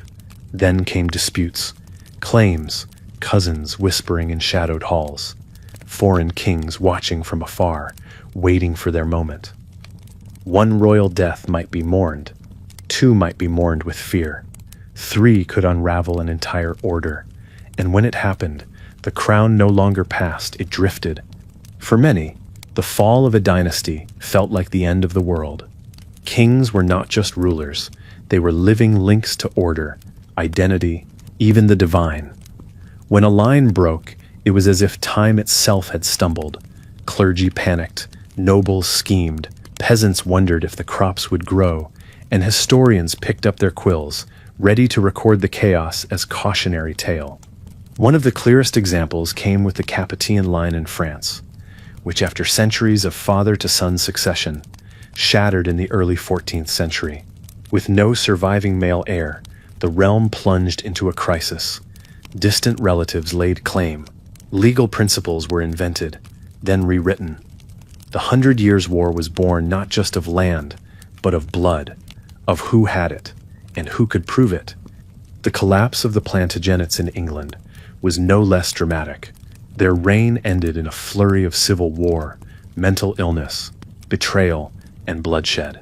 The Wars of the Roses tore the country apart. Brothers killed brothers. Crowns changed hands in days. And by the end, the name that had ruled for 3 centuries was gone, replaced by a new house that wore the same crown, but not the same scars. For the kings themselves, the end often came quietly, not in battle, but in silence. A last surviving son who never returned from campaign, a daughter whose marriage bore no fruit, a stillborn heir, and then the terrible realization that the line would end with them. Their name would fade, their coat of arms, once stitched onto banners, would be filed away as history, and their dreams of eternal dynasty would die with a sigh, a cough, or a final whispered prayer. But others met their ends more violently. Assassination, execution, usurpation, a king dragged from his chambers and publicly shamed, a child heir imprisoned or quietly disappeared. These were not just political shifts, they were public griefs, moments when the kingdom itself mourned something larger than a life. The rupture of continuity, the break in belief. And yet, the world moved on. New houses took the throne. New banners were hoisted. The rituals resumed, and the illusion of stability returned.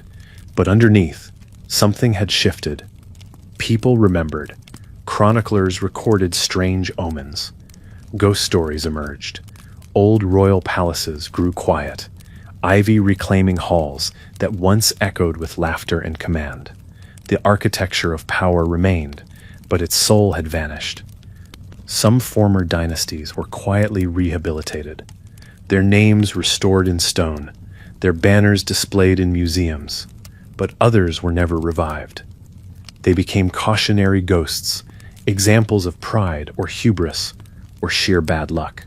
School children memorized their names, but not their pain, and the people who once cheered their processions now visited their tombs with curious detachment. For surviving members of fallen houses, life became strange. A prince born to rule now wandered foreign courts as a guest. A princess once destined for queenship now married a minor noble, her crown traded for a veil. They carried names heavy with expectation, but hollow in reality. Their very presence reminded others of what had been lost and what might be again. And yet, dynasties are not just made of blood, they are made of memory. And in the quiet corners of archives, in the soft light of cathedral chapels, in the prayers muttered before ancient tombs, those names still live. The line may have ended, the crown may have passed, but the story lingers, waiting for someone to remember. Because even as kings fell, and houses crumbled, and thrones were shattered by time, the echo of their power remained. Not in armies, not in gold, but in the lessons they left behind about pride, about fragility, about the illusion of permanence. And so the end of the line is never truly the end. It is a pause, a breath, a whisper, a reminder that even the highest crowns sit, in the end, on mortal heads. When a medieval king died, the kingdom paused, but did not stop. Bells tolled low and long. Courtiers lowered their eyes. Messengers galloped through the countryside with black ribbon news. Priests intoned solemn Latin over a body no longer sovereign. The flesh was still, the voice silent, but for those left behind, the king had not entirely gone. Something of him remained, etched in memory, inscribed in law, whispered through generations. Funerals were as much performance as grief. The body, washed and wrapped, lay in state beneath vaulted ceilings. Candles flickered beside armor he no longer wore. Mourners wept or pretended to, depending on politics. Then came the burial, beneath marble or in crypts carved deep into the earth, surrounded by saints, ancestors, and the weight of eternity. A crown might be laid on the coffin, but no hand reached for it. That moment would come later, and with it a reckoning, because even as the king was lowered into the earth, the future stirred above it. Succession was rarely simple. Oaths were resworn, rivals tested boundaries, crowns do not rest easily, even on the heads of children. But the dead king was still felt. His alliances, his enemies, his mistakes, they shaped what came next. Death was never truly a clean break. It was a long echo. Monasteries prayed for his soul. Artists painted his likeness with softened features. Poets wrote verses of glory and wisdom, even if his rule was neither. And over time, the memory of the man began to shift. Flaws blurred, triumphs grew. If his descendants reigned well, his legends strengthened. If they failed, his ghost might be blamed. Kings in death were edited, refined by the needs of those who survived them. Tombs became silent statements. Carved stone effigies showed kings lying with eyes closed, hands in prayer. Some wore crowns, others lay beside queens. A hint of intimacy not often granted in life. Tourists now pass these statues without knowing their stories. But once they were monuments of message. Here lies order. Here lies majesty. Here lies the body, but not the power. Because the real power had already shifted to memory, myth, and consequence. And still, their decisions lived on. A law signed in haste shaped justice for centuries. A marriage for politics altered maps. A war declared in arrogance left villages abandoned. Kings could not foresee how long their shadows would stretch. They ruled in the present, but history would hold them accountable in ways they never imagined. In stained glass, kings appear radiant, bathed in blue and gold, flanked by angels. But the truth behind the glass was always more complicated. They were human. They ached, they sinned, they doubted. Some sought absolution in monasteries. Others confessed only to themselves. A few, in their final moments, admitted fear, not of death, but of judgment. Had they ruled justly? Had they done enough? Had they earned the prayers they now depended on? Over time, names faded. Some kings are remembered only by the wars they waged, or the sons they sired. Others disappear entirely, eclipsed by greater or louder men. But a few endure, not because they were the best, but because their stories reveal something timeless, raw, and deeply human. People still visit their castles, now quiet ruins. They run their fingers along moss-covered walls. They stand in echoing halls where laughter once rang, and where betrayals whispered from behind embroidered curtains. And in those spaces, something lingers, not just stone, but presence, a weight, a silence, a reminder that power once lived here and passed like breath in winter air. The afterlife of kings is not only in heaven or hell, it is in how we remember them, in the questions we still ask, in the questions we no longer do, in the parts of their story we preserve, and the ones we forget. They live in textbooks and street names, in old songs and quiet ruins, but most of all, they live in the lessons they leave behind, often unintended, often unflattering, but always profound. Because beneath the gold thread and iron will, behind the laws and banners, each king was at core a person, fragile, limited, afraid, surrounded by ceremony, but ultimately alone. The crown gave him reach but not peace. And as the world moved on, what remained was not the roar of rule, but the trace of it, the way sunlight lingers after the door has closed. So we close this journey, not with a coronation, but with a quiet step back. Let the candles burn down. Let the echoes fade. The kings are gone now. Their kingdoms have crumbled. Their secrets are dust. But still, the silence they left behind is not empty.